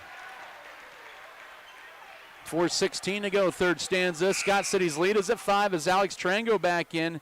He'll replace Brooks Bailey, and so now the Beavers back with their starting 5. 37-32. Scott City led by 10 early. It's now a 7-2 run as we near the midway mark of this third quarter. Up top to Ruelas. Ruelas gets a screen as he goes to his left. Now gets another screen up top. Goes to his right, looking to drive in. Pitches it into Rumford, goes up and he's fouled. He'll get 2 free throws at the 3:58 mark of the third quarter. Trey O'Neill wanted an offensive foul. They do not get it. Adrian Adigan with the foul, I believe. Nope, correction. That's on Thomas Willis, his second. Rumford with 10 points, looking for his first points of the half. He had around a double-double last time around, as they're going to get a towel out to wipe some perspiration off the floor. Basketball presented here by Jan Root Trucking, JF Beaver Advertising, Jackson Legal Group, Lebanon Lawn and Tree, Lone Tree Farms and Livestock, Metzger Appraisals, Metzger Family Farms, Midwest Mixer, Miller Veterinary Clinic, Northern Supply, New Life Market, Perfect Auto Detailing, Plain Jan's, and Platinum H Insurance. Well, Rumford back to the line. Just the second and third free throw attempts of the night for the Beavers, and that one will crawl off for Rumford. Boy, Scott City struggled at the line on Tuesday night, just 2 of 6. They're 1 of 2 here tonight. Lead by 5. And lead by 6, Rumford with 11. 38-32, 3:58 just past the midway mark of this third period. But Hugoton has cut the deficit by 2 so far here in this third quarter. Adigan with it, and now handoff to Hernandez. Up top, it'll go to Thomas Willis, and now to Hunter Garza. Garza goes right with a pass. Nice pass underneath, and a layup for Costa. It's 38-34. And all of a sudden, it's a 4-point game here with 3:36 to go, third quarter. So it's a 9-3 or 9-5 run here, 9-3 run, for Hugoton over the last couple minutes. 3:25 to go, third quarter. Mason now to Rumford. Holds it, put it on the floor once into Radke. Power dribble goes to his left, misses it wide left, and Hugoton with the board. Now outlets from Willis to Adigan. He'll take it across the 10-second line of the 3-minute mark of the third quarter. And now back behind him, it goes to Hernandez. Up top with it is Garza. Garza gets a screen, pulls up in the paint, and it's a 2-point game. 38-36. Hugoton on an 11-5 run in this third quarter with 2:53 to go third quarter. And all of a sudden the pressure now on Scott City as the Eagles go to a 2-3. Tarango out high left to Eloy Ruelas. Skips it over right side, Mesa. He'll fire a deep 3. Get in there. No, and the rebound to Hugoton. Here's Adrian Adigan back the other way, and Hugoton with a chance to tie or take their first lead. Mesa's had a couple of good looks. Garza from way downtown, wide left. Ball ricochets around and into the hands of Radke. Scott City needs a basket here to slow this momentum down for Hugoton with 2:20 to go third quarter. 38-36 Scott City. Their 10-point lead is down to 2 here. So we're in the late stages of the third quarter. Radke. He'll penetrate. Pivots, fade away right side. Way strong. And the backside board to Thomas Willis for Hugoton. 38-36, 2 minutes to go. Scott City getting cold from the field here. Only 2 field goals this second half. Driving in is Hernandez. Right wing, a 3 for the lead. No, rebound. Alex Tarango gets it knocked out of his hands, but it'll stay with Scott City. Garza only has attempted a couple shots in this game, and the Beavers right now hanging on to a 2-point lead. Substitution in is Carson Slocum for the Eagles. He'll replace Thomas Willis. But the Beavers need to get things amped up a little bit. Hugoton has had the momentum, and they've got a little bit more energy right now, late third quarter. Up by 2 is Scott City with 1:40 to go. Ruiz, bounce pass up top. Radke left side to Mesa. One dribble, finds it to Rumford. Looking for a cutter. He's going to penetrate, spin move. Left corner to Mesa. Can he knock down the three? The answer is no. The rebound, Radke had it, lost it, and now Hugoton loses. Oh! They're going to say it's off of, oh man, tough break there. But Scott City can't buy a three either. And it's out of bounds once again to Hugoton with 1:25 to go third period. As the inbound it in to Adrian Adigan. He'll dish it over in the backcourt right to Miguel Hernandez. 38-36 Scott City, but Hugoton on a run here in this third quarter, an 11-5 run. Just outside of a minute to go third quarter. A three for the lead for Hernandez, good. 39-38, final minute of this third quarter. Hugoton on fire. They have scored the last 7, and Hernandez with 13 points. 58 seconds to go here in the third period. Bounce pass and a whistle. A holding foul underneath on Hugoton. That'll be their third team foul of the third quarter. The foul will be charged on Miguel Hernandez, his first. That's Hugoton's third team foul of the quarter. As Brooks Bailey is going to check in. Now back in is Thomas Willis for the Eagles. Junior Mesa exits. And also, actually, Miguel Hernandez checks out for Hugoton. Inbound in to to Tarango. Ball deflected. Tarango, that's off of him and out of bounds. And turnover number 10. Right now, Hugoton is the more fired up team right now. And they're on a 14-5 run in this third quarter. Scott City kind of looks a little fatigued here late third quarter. They had a 10-point lead early third quarter, and Hugoton right now with the momentum up one late third. 40 seconds to go. Adigan right side to Carson Slocum. Ball deflected by Tarango, but kept alive. Here's Acosta. Steps back, 20 on the shot clock, left side, driving in. Here's Garza. Then ball deflected, but right to Costa out high with 15 to shoot. 28 seconds to go third quarter. Gets a screen, goes left side. Floater in the paint, banked off. No, on the rebound to Jackson Rumford, who's working here a double-double. Scott City can take the lead back here. Shot clock off, 15 seconds to work third quarter. 39-38, Hugoton up by 1. It was an 8-point game at halftime into Rumford. Flips a hook shot. Oh, man, that crawls off. Scott City can't buy a bucket. All of a sudden, Slocum with it with 2 seconds. 1 second. Adigan's half-court heave. It is wide over the backboard, but Hugoton on a 14-5 run in that third quarter, and they'll take a 39-38 lead into the fourth quarter. Back in a minute. This is Beaver basketball. At Redburn Enterprises, we're bringing you BW Fusion products to help your crops stress less and yield more. Discover the benefits of Amino, Relax RX, Full Sun, and BioBoost, each designed to enhance plant health and maximize yield. Proudly supporting Scott County Athletics, Redburn Enterprises is your partner for a more resilient and productive future. Choose BW Fusion from Redburn Enterprises today.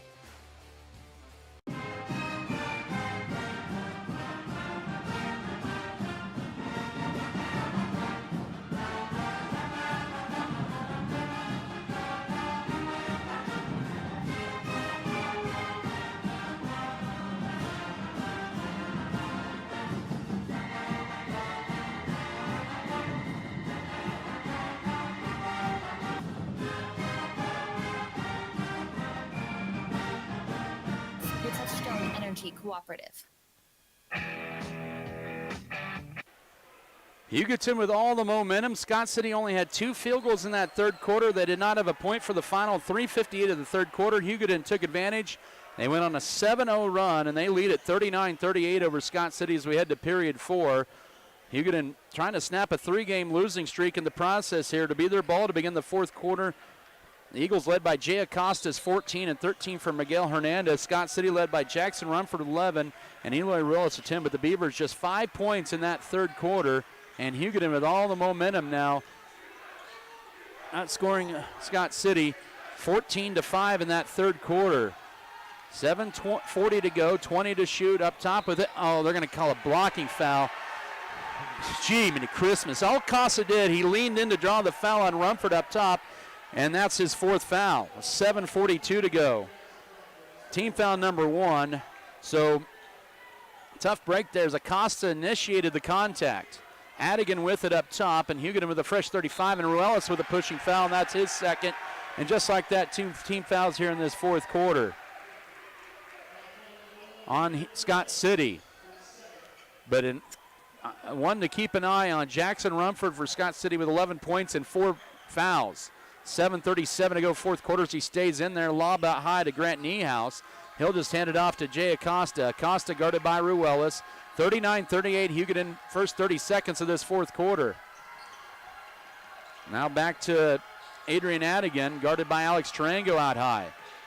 Gets it stripped out of there, but picked back up. 18 to shoot. Now out high right to Grant Niehaus. Niehaus with it. He'll hand it off back to Acosta. And now Tarango now around a screen. That could have been a moving screen. 8 to shoot. Pull up. Acosta, no. Rebound, Jackson Rumford. Scott City needs a bucket in a bad way here. They have not had a field goal in over 5 minutes here, as we're in the first minute of the fourth quarter, down 1. Bailey up top. They get it in a run for good position. Goes his right, a little hook shot. Man, he can't get a goal. Man, he almost picked up his 5th foul, and he's missed his last 2. Niehaus with the board. Hugoton up by 1 with the ball. 6:45 to go. Foul line jumper short. Rebound Brooks Bailey. That was put up by Garza, and Bailey collects his first board of the night. Scott City needs a basket in a bad way. Almost a steal. Now Rumford goes right to Bailey. Right corner to Ruelas. Now to Rumford in the paint. He'll drive in. Hangs, shoots. Big shot. Yes, and 1. Finally, Scott City scores. With 6:28 to go, it's 40-39 Beavers. That fell on Grant Niehaus. That's his 4th. So the post players have been in foul trouble all night. Thomas Wellis returns in lineup for Niehaus. Rumford with the baker's dozen. And our 6th lead change of the night. Just the second one of the second half. Scott City trying to go up by 2 here. Beavers are 2 of 3 at the line. Rumford is now 2 of 4. He's attempted them all. And the rebound to Willis for Hugoton. And now it's loose and stolen away. Turnover number 11. Rumford underneath. Radke lets one go by him, puts it up, misses it badly. And the rebound to Adigan. Didn't use the backboard there. And now Hugoton with the ball. And Scott City yet can't capitalize on the turnover. And Acosta 3 airballed right in the hands of Radke. 6:08 to go. 40-39. Scott City up by 1 with the basketball. Ruelas walks it across the 10-second line. Didn't use the screen up top. Now we'll take it all the way to the rack. He'll shoot it, miss it. I think, is it going to be a foul on the floor? Yes, it is. The foul will be on Adrian Adigan, his 2nd, and the 2nd Hugoton foul of the fourth quarter of 5:55 remaining. 40-39. This is turning out to be a good game here. Knew it would be. 5:55 to go. They got to get it in. They do get it to Radke. He lost it momentarily. Picks it back up, and then he's undercut. Willis with his 3rd foul with 5:53 to go. Team foul number 3 on Hugoton in this fourth quarter, just like that. Scott City 40, Hugoton 39, 5:53 to go, fourth quarter. Ruelas to trigger it in. Gets it into Rumford on the left baseline. Couple of dribbles. Now out of a trap, he loses it in a turnover. Miguel Hernandez races across here with 5:43 to go, and then Scott City, they're going to say kick ball before the steal. An unfortunate break there for Scott City, but that was the right call. Right in front of the Hugoton bench, it'll be Eagle ball. It should not have been a reset of the shot clock. They reset the shot clock. A tough break there for Scott City. Now left corner here with it is Hunter Garza. 5:35 to go, 40-39 your score. Looking to drive in there was Hernandez, a 3, in and out for Hugoton. The rebound to Scott City's Tarango. 5:25 to go, fourth quarter. 1 point Scott City lead up top to Ruelas. Hugoton playing man defense. Tarango with the basketball is Radke. Now to Rumford toward the right elbow, trying to nice lob into Tarango, and gets one in for point blank. He has 11. 42-39, 5:05 to go. Assist Jackson Rumford. Adigan gets around Tarango as he'll push it in. He'll take it all the way. His layup misses badly, and the rebound goes to Scott City. Radke on the backside of that board. The Beavers up by 3, 4:50 to go. Tarango with it out high. And now to Jackson Rumford, 42-39. He almost walked with it. Now to Brooks Bailey. Bailey, one dribble. Here's Tarango trying to get it into Rumford. Can't. We'll skip it over left side to Radke. He'll try a 3. Will it get in there? No. A little strong. And the rebound fought for it. Almost thrown away, but in the hands of Thomas Willis. And we have a timeout on the floor taken by Hugoton. It's a full. We'll take it as well. 4:31 to go, fourth quarter. Don't go anywhere. Scott City 42, Hugoton 39. Back in a minute. This is Beaver basketball.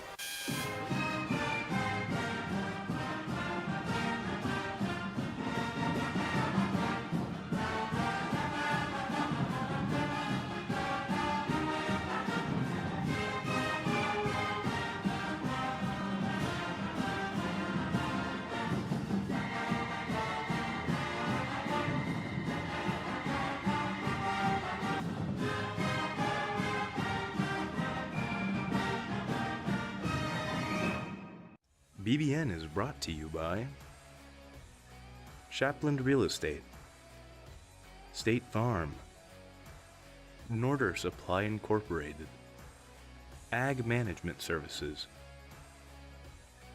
Vogelmore Family Farms, White's Food Liner, Scott Community Foundation.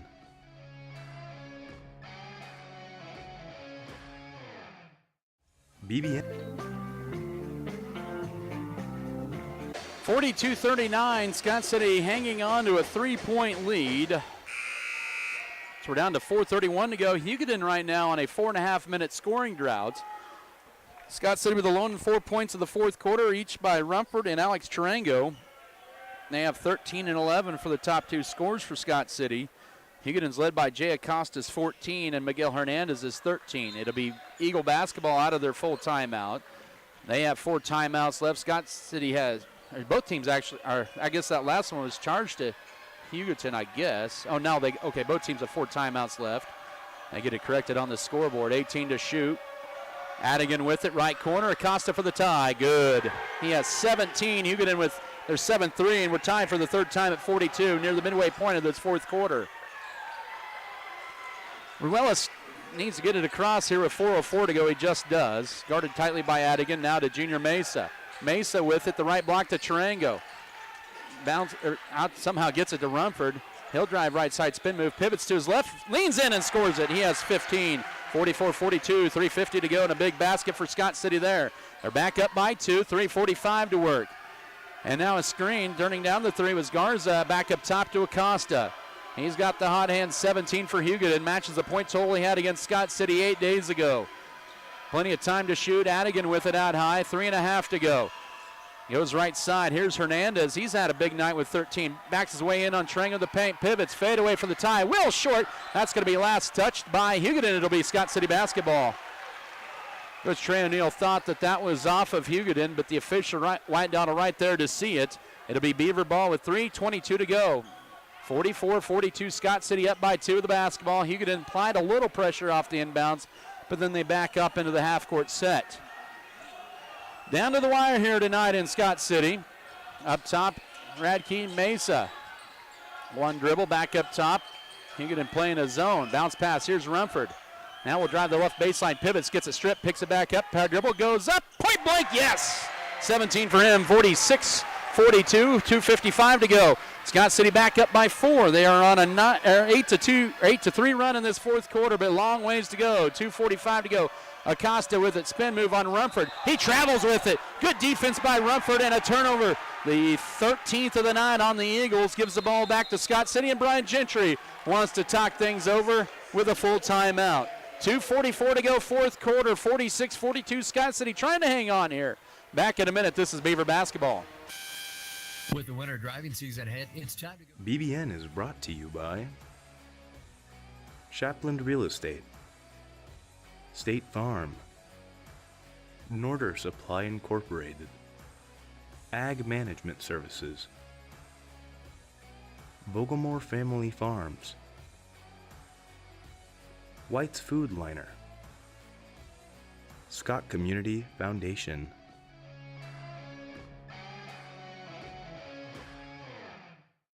BBN is brought to you by Lone Tree Farms, J&R,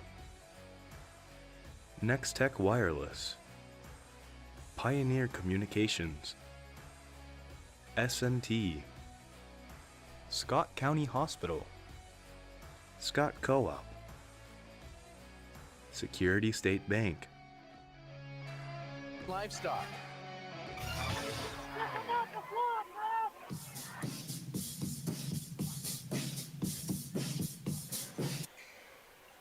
(46-42) Scott City, 2:44 remaining. It'll be Scott City basketball out of the timeout, and much to no surprise, Hugoton will apply full court pressure off the inbounds. Beavers with 3 timeouts left. Hugoton with 4 as Tarango races it across and then gets it stripped and stolen away, and a big turnover out of the timeout. And then Scott City will take it right back with 2:35 to go. Tarango will take it into the front court. Now needs help Bullet pass somehow gets it to Junior Mesa. He'll drive in, dish it to Rumford. Back to Mesa. Baseline jumper, yes! He's got it! His first basket, 48-22, or 42, 2:20 to go. And a much-needed basket there for Scott City. They've scored the last 6 of the ball game. And now the pressure a little bit on Hugoton again with 2:15 to go. And a layup misses badly by Hernandez, and the rebound to Ruiz. Scott City needs to be patient with the ball. They've got the lead. In the front court, here's Mesa, the right corner. A three! No! Rebound tipped out by Scott City. It'll be Hugoton basketball with 1:59 to go. So Mesa still can't find the three-pointer tonight, but Scott City has not hit a three-pointer in this second half. Hugoton's hit 3. 48-42 Scott City, minute 58 to go. We need a couple of possessions here for Scott City on the defensive end. Adigan with it, guarded by Tarango out high. The foul's 3 on Hugoton in the fourth quarter. Scott City just 2. With it off the right side to Acosta. He's had the lone points of the fourth quarter and a 3. Slocum with it with 18 to shoot. Oh, he picked up the foot. They missed it. He'll lay it up and score it.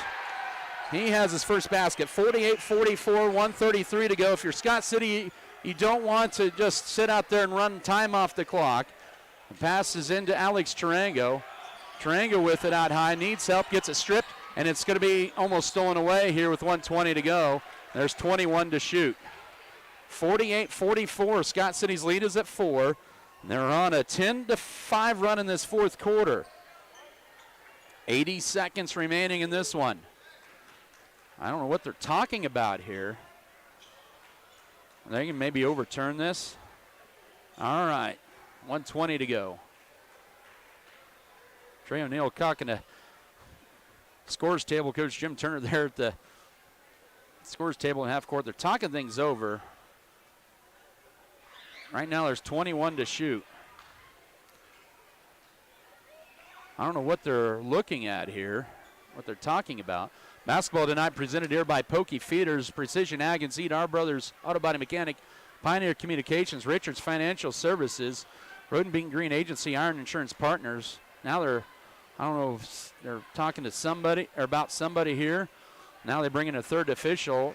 Road Mix, Scott City Eye Center, Scott City Pharmacy, Giftologist, Scott Community Foundation, Scott County Abstract and Title Company, Scott Cooperative Association, Scott County Hospital, Scott County Records, Scott Pro Security State Bank, Sharp Shooting Supply. Now they're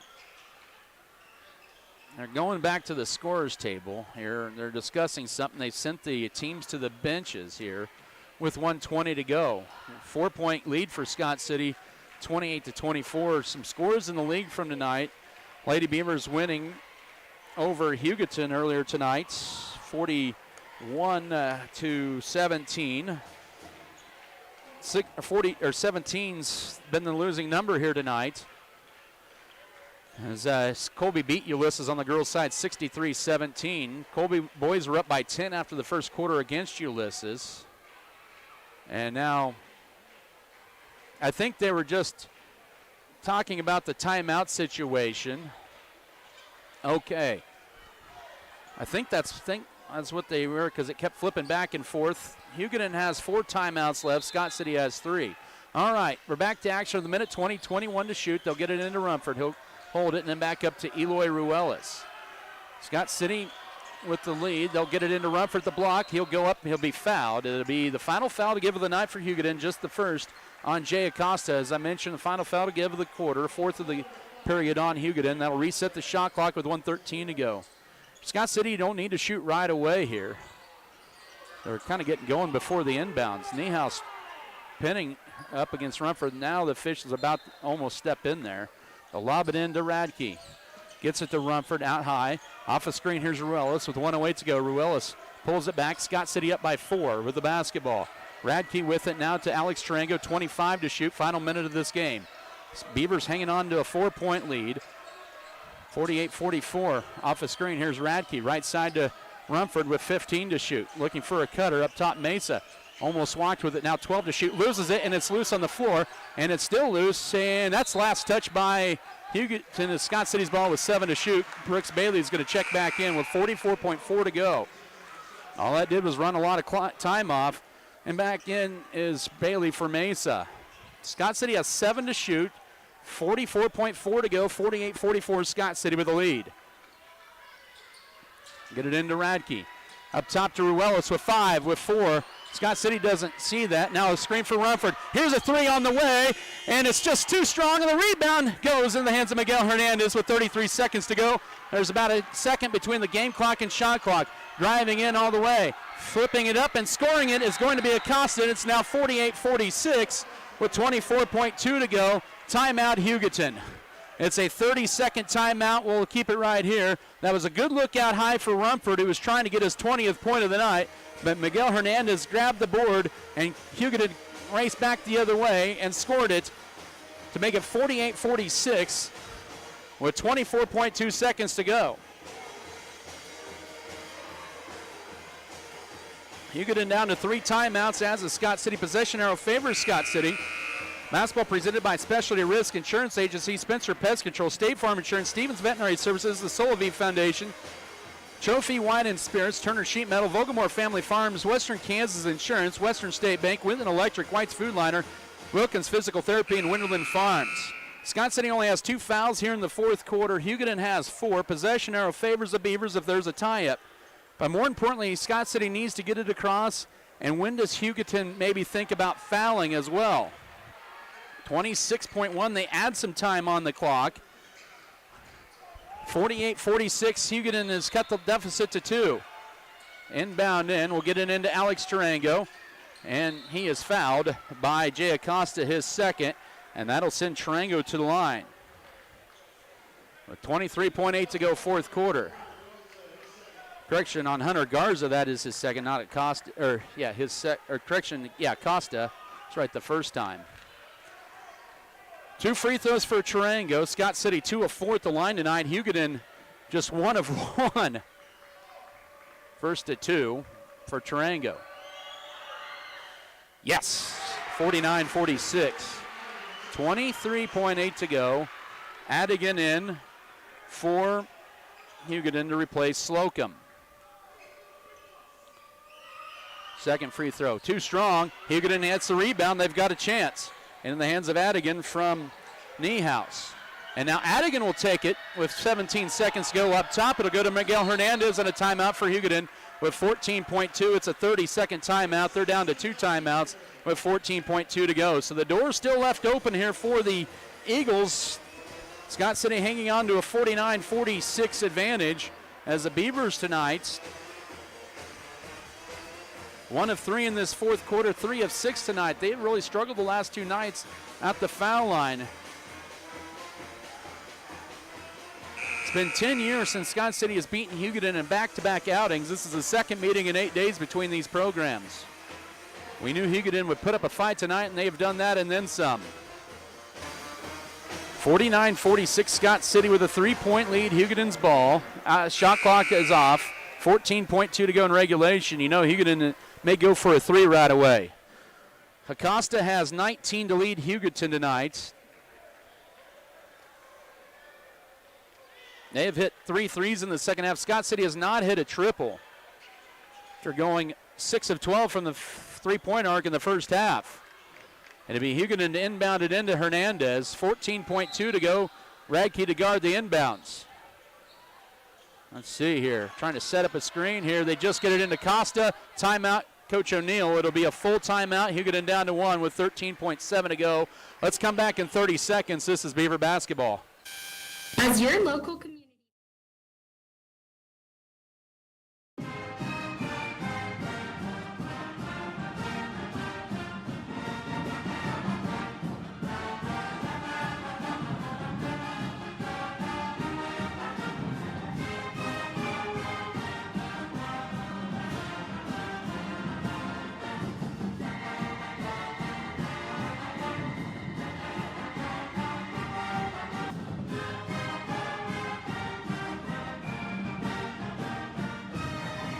Boys game here tonight. 13.7 seconds to go. Hugoton will have to inbound it in. They had to call a timeout to avoid the 5 counts. 49-46, Scott City hanging on for dear life to a 3-point advantage. Team fouls, Hugoton already with 5 fouls in this fourth quarter. Scott City with just 2. So if Scott City wanted to, they could commit a couple of fouls along the way here to give here. But one that cannot foul is Rumford. He has 4 fouls. Grant Niehaus has 4 fouls for Hugoton, and Thomas Willis has 3. Possession arrow favors Scott City. It wouldn't be bad if Scott City did foul a little bit here. A couple of times, make sure that Hugoton is not shooting. It'd be Acosta to inbound it in for Scott City. The Beavers have 3 timeouts left at their disposal as well. Here we go, 13.7, a side line play. They'll get it into Adigan with 12 seconds to go. Now off a screen, here's left side. Hernandez back to Adigan with 6 seconds, with 5. They get it to Hernandez with 4, with 3. Steps back for the tie. Good, he got it with 1 second to go. Coach Brian Gentry wanted time. They don't give it to him, and it's overtime, tied at 49. Oh my, clutch shot for Acosta ties this game at 49. We've got an extra 4 minutes in Scott City. Back in a minute, this is Beaver basketball. Deckmart Furniture and Appliance in Scott City continues adding new items. At American Implement, we know that our farmers and ranchers are getting up and going to work every morning to provide food, fuel, and fiber for the world. And even though time and technology keeps us constantly changing, one thing will always remain the same. We promise that we'll continue working right beside you. We appreciate all that you do for our country and our communities. From all of us at American Implement, thank you, and may God bless the American farmer and rancher. Rejuvenate, and enjoy life. And you can feel refreshed with a trip to Elevate You. Elevate You is a medical spa that offers a relaxing and rejuvenating environment with services you can't find locally. They offer several services, including IV therapy, compression. Western State Bank, Backyard Blooms and Garden Center, LLC, Spray Foamit, LLC, Good Anesthesia and Pain Management Services,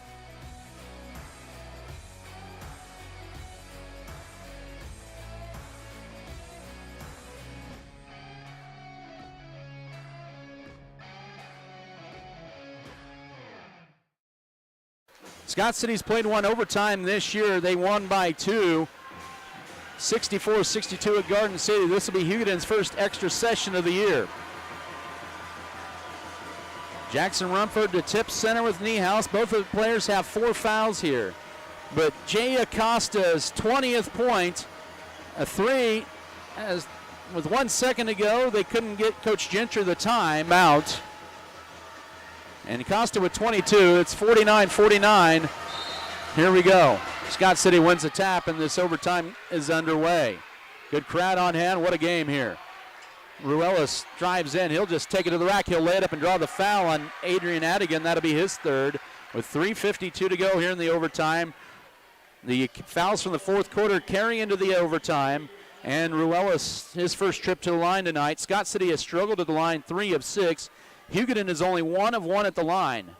But Hugoton's 3s are why we've got a tie game until then. 50-49, 3:52 to go here in the extra session. And Ruelas now with 11. Rumford with 17 to lead Scott City, and Ruelas sinks them both 51-49. 8 seconds into overtime, Hugoton's first trip down the court. Adigan with it. Freshman guarded by Tarango. 25 to shoot now. Costa almost pushed that time. Or now it's to Costa from Garza. Up top, back to Garza. Bounce pass to Niehaus. Guarded by Rumford. Back to Acosta, trying to get around Rumford. Little stop and go. Now kicks it left side. 12 to shoot. Back up top. Hugoton resets. 51-49. Nice bounce pass. We'll flip the lane. We're tied. Hunter Garza's first basket. Our 5th tie of the night. 51 all. 3:18 to go here in the first overtime. Ruelas with it. Up top to Jackson Rumford. Right, it goes to Alex Tarango. Hugoton in a 2-3 zone. Back it goes. Left corner to Brooks Bailey. Bailey now passes deflected in a 12th Scott City turnover. First minute of overtime, 51-51. Up top with it here is Acosta. Pulls up for the lead. No, it bounces off, and Ruelas with the board for Scott City. He'll race it left sideline with 2:45 to go, tied at 51. Driving in, bounce past Tarango. His 3 for the lead as well. Short in the rebound, stolen away by Brooks Bailey. Now back it goes to Rumford. He'll drive in, splits a defender, shot up. Yes! Count it, and one! 53-51, 2:33 to go. That's on Niehaus. That's it for him. Yes, it is. Niehaus will exit with 5 fouls and 2 points, 2:33 to go in the first overtime with 2 points. In for him will be Thomas Willis. Rumford now with 19, 53-51, 2.5 to go here in the first overtime. Bailey, what a job saving that possession for Scott City. Rumford, free throw good, 54-51. Scott City's 3-point lead, 2.5 to go here first overtime. I say that because who knows how far we're going to go in this one. Adigan with it, flips it over to his right to Hernandez. Hernandez guarded tightly by Tarango. Now up top it'll go to Hunter Garza. Just hit a game-tying shot moments ago, 2:15 to go off a screen. Here's Acosta, drives to his left, will penetrate, jump stops the paint, goes up, and that's a foul. Hopefully that's on Ruelas, and it should be his third, and that'll send Acosta to the line with 2:10 to go in the overtime. So Acosta with 22 points, including the game-tying 3, and the closing seconds of regulation to force overtime at 49. His first trip to the line tonight, and his free throw is good. 54-52, 2:10 to go here in the first session of overtime. So keep an eye on Ruelas, who has 3 fouls. That was just Scott City's third team foul after the fourth quarter, and it's now a 1-point game. 24 for the 6'2 senior. 1 point Scott City lead halfway through this overtime. Tarango to try to take it into the front court, does so, gives it to Eloy Ruelas over high left. Gets a screen up top, looking to drive in. Wrap around right corner. Can Tarango hit this 3? Oh, it went halfway in and out. The loose rebound underneath, picked up by Hugoton. Willis. That went halfway in and crawled out for Tarango. Scott City has not had a 3-point make since the first half. Hugoton looking for their first lead of overtime. Minute 38 to go. 54-53 into the hands of Acosta with 15 to shoot, guarded by Tarango. Looks to drive left, around the defender, now steps back for a deep 2, short. Rebound though, Willis underneath. He is fouled going up, and that'll be Ruelas' 4th foul. And Hugoton, who is now 3 of 3 at the line with a chance to take their first lead of the extra session. And now Ruelas with 4 fouls. He picked up back-to-back fouls here in this overtime. He has 4, and that puts Scott City at 4 fouls after the fourth quarter. Free throw for the tie, hit wide left. No good for Willis. Still a 1-point Scott City lead here. 1:24 to go, overtime 1. And that's good for the tie, 6 tie, 54 apiece. 1:24 here, that's his 6th point tonight for Willis. 1:20 to go, we're tied back up at 54. Tarango with it, both teams with 5 points here in the first extra session. Ruelas steps back, here's a 3, in and out, rebound Hugoton. Oh, that went halfway in and out. And now the rebound, here's Hernandez with it, final minute. And then Hugoton wanted to foul, here's it, Acosta 3, good. Boy, he has been clutching overtime. 57, 54, 55 seconds to go. Scott City doesn't need a 3 yet, but they need to have a little sense of urgency. Rumford to Mesa. Now Ruelas turns down the deep 3, trying to get it into Rumford, powers in, flop, and that's Rumford with the basket. Timeout, Scott City, and they call the flop warning. I can't believe it took 14 games into the season that Scott City finally got a flop warning called against the opponent. 57-56, 44.9 to go. Now Trey O'Neill wants an explanation on the flop warning. Rumford now with 22, the Beavers to within 1. 9 seconds between game clock and shot clock. Substitution in will be Carson Slocum for Thomas Willis, as Coach Trey O'Neill putting maybe his better free throw shooters out there. But Beavers need to get a defensive stop, down 1. Slocum back, it goes to Hernandez. 40 seconds to go in overtime. They almost a trap and almost a steal, and that's going to be a timeout first for Trey O'Neill with 37.8 seconds to go in overtime. It'll be a full. Let's take a 30. 57-56, Hugoton up by 1. We'll come back in 30 seconds. This is Beaver basketball. The Scott Recreation Commission invites you to come get fit in their fitness center, no matter what your focus is. The Scott Recreation Commission features a wide variety of fitness activities, including free weights and cardio. With an affordable membership, you're able to access not only the fitness area, but also group fitness classes. Find out your workout opportunities at the Scott Recreation Commission Fitness Center, 912 Jefferson Street in Scott City. You can also sign up online at scottrec.org.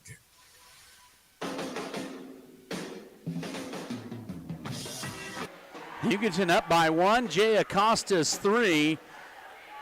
With under a minute to go, gave him 27 on the night. 57-56. What a game tonight. Hugoton up by 1. The Beavers need a defensive stop. The Eagles have 23 to shoot. We're down to 37.8 to go in regulation. Man, Scott City had some open looks in here in overtime from 3. Just could not get it to go. They led 54-51, and then Hugoton went on a 6-0 run. And then Jackson Rumford just answered moments ago with a basket for his 22nd point. Another night for Rumford with 20-plus points. That gives him 18 in his career, and he's probably on his way to another double-double. He would have 17 double-doubles in his career. Went over 500 rebounds on Tuesday night at Goodland. 37.8 to go. Hugoton will inbound it into the backcourt to Adrian Adigan. There's 9 seconds between game clock and shot clock. Scott City has 4 timeouts left. Hugoton has 1. Tarango guarding Adigan. They don't need a foul yet. 30 seconds to go, 20 to shoot. But into the hands of the guy you want, Acosta. Looking to drive in. Rumford has to be careful. He has 4 fouls, as does Tarango. And then Radke saves it. Oh, he just barely stepped out of bounds with 20.7 to go. The shot clock stays at 11. Hugoton wants the shot clock reset. They're not going to get it. He stepped out of bounds on the steal. That should not be a shot clock reset. Now the officials are going to talk it over here with 20.7 to go.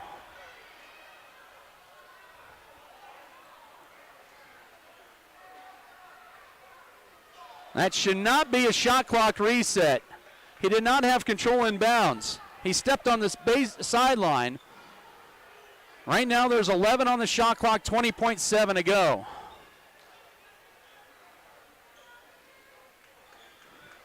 If Scott City, if they end up resetting the shot clock, Scott City fans over on our side around this arena are going to let the officials hear it. Are talking it over. Oh, they are going to! Come on! You've got to be kidding me! They reset the shot clock with 20.7 to go. Now the shot clock is off. Unbelievable. They said he must have had full control inbounds and then went out of bounds. Oh, that's a tough break for Scott City. 57-56. Now Scott City has to foul. They get it in. And, oh, if you're Rumford, you don't want to foul, and he might have. Nope, they're going to give it to Tarango. That's just his first. But that'll send Miguel Hernandez to line. He's a pretty good free throw shooter. Hugoton up by 1 with 18.5 seconds. What an awful break for Scott City. Hugoton is 2 of 3, or make that 3 of 4 in this overtime. And now 4 of 5. It's 58-56, 18.5 to go in overtime. Hernandez has come up big. He has 14 points. He had just 5 points in the first meeting.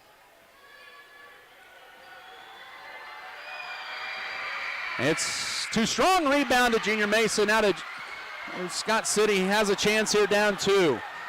13 seconds to go. They get it back to Ruiz. He's going to drive in. Dish it left corner. Mesa turns down the 3. Pulls up with the tie. No. Rebound. Acosta rips it away. And they're going to call a holding foul with 2.9. And Hugoton is going to escape out of here with a victory. Oh, what a tough night here in Hugoton. This is a dangerous team at 4-8, and they're going to come out of here with a victory. The foul on Radke is 3rd. Mesa had a good look on the left side, but Scott City went cold from the second half on. And I will say this, I kind of wonder if the Beavers looked a little fatigued from the third quarter on. They got their second win, and free throw too strong. That's still a chance here. Acosta misses the free throw. They'll have Holcomb here at home on Tuesday, but the Beavers are going to fall to 3-4 in the conference here. It looks like, unless they get a three-pointer to force a second overtime. It's good. It's 59-56. Timeout Scott City with 2.9 to go. We're going to keep it right here, and what a heartbreaker of a loss here. Jay Acosta, the story of the night for Hugoton. He hit the game-tying three with 1.4 seconds to go in regulation. And then he hit the go-ahead three for Hugoton with 57 seconds to go. And he is 3 of 4 at the line in this overtime. Hugoton is 6 of 9. They are 5 of 8 in overtime and 6 of 9 for the ball game. This is going to be a heartbreaker of a loss for Scott City, but in the ever gauntlet of the Great West Activity Conference, you got to forget about this one and move forward, because you've got a very good Holcomb team coming to town next week. I still question the reset of the shot clock, but I see why they did it. They probably said that Radke was in bounds when he tried to save it in play when he went out of bounds. That's the only explanation I could think of. But if you're Scott City, you have the Beaver Blue tinted glasses, you hate that call. But if you're Hugoton, you love the call. And Hugoton's made the plays when they needed to. They took a 1-point lead in the fourth quarter. Scott City had a 6-point lead with about 2:20 to go, but Hugoton kept chipping away. Scott City struggles at the free throws again, may come back and haunt him here. Hugoton will apply pressure in the three-quarters court. As Radke looking to inbound it in, he'll burn one of his 3 timeouts left with 2.9, 59-56. It's another full for Scott City. They're down to 2 timeouts left, both of them 30s. Now the question is, can Scott City still run the baseline?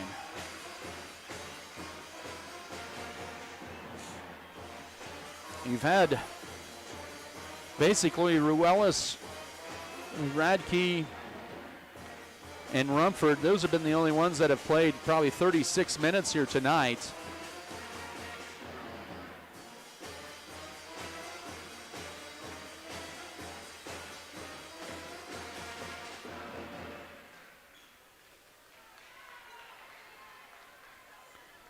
And this is going to be a heartbreaker of a loss here if Scott City can't get a game-tying 3 with 2.9 seconds to go. Give credit to Hugoton. They were down by 10 early third quarter and 10 for most of the first half for a couple of occasions, and they fought back. Scott City couldn't buy a 3 in the second half. Hugoton continued their consistent three-point shooting. And that Radke to inbound it with 2.9 to go. They get it into Rumford. He'll hold it. Now he'll get across. He'll fire a game-tying 3. Short, and Hugoton escapes. And they're celebrating like they've won the Super Bowl. But, hey, you know what? They deserve it. 59-56. Hugoton wins it in overtime, and they have every right to be excited as they snap a 3-game losing streak. They're now 5-8 on the year, 2-3 in the conference. Scott City now has dropped 2 tough ones this week. They're now 3-4 in the league and 10-4 overall. We'll begin our coverage in 3 minutes. This is Beaver basketball.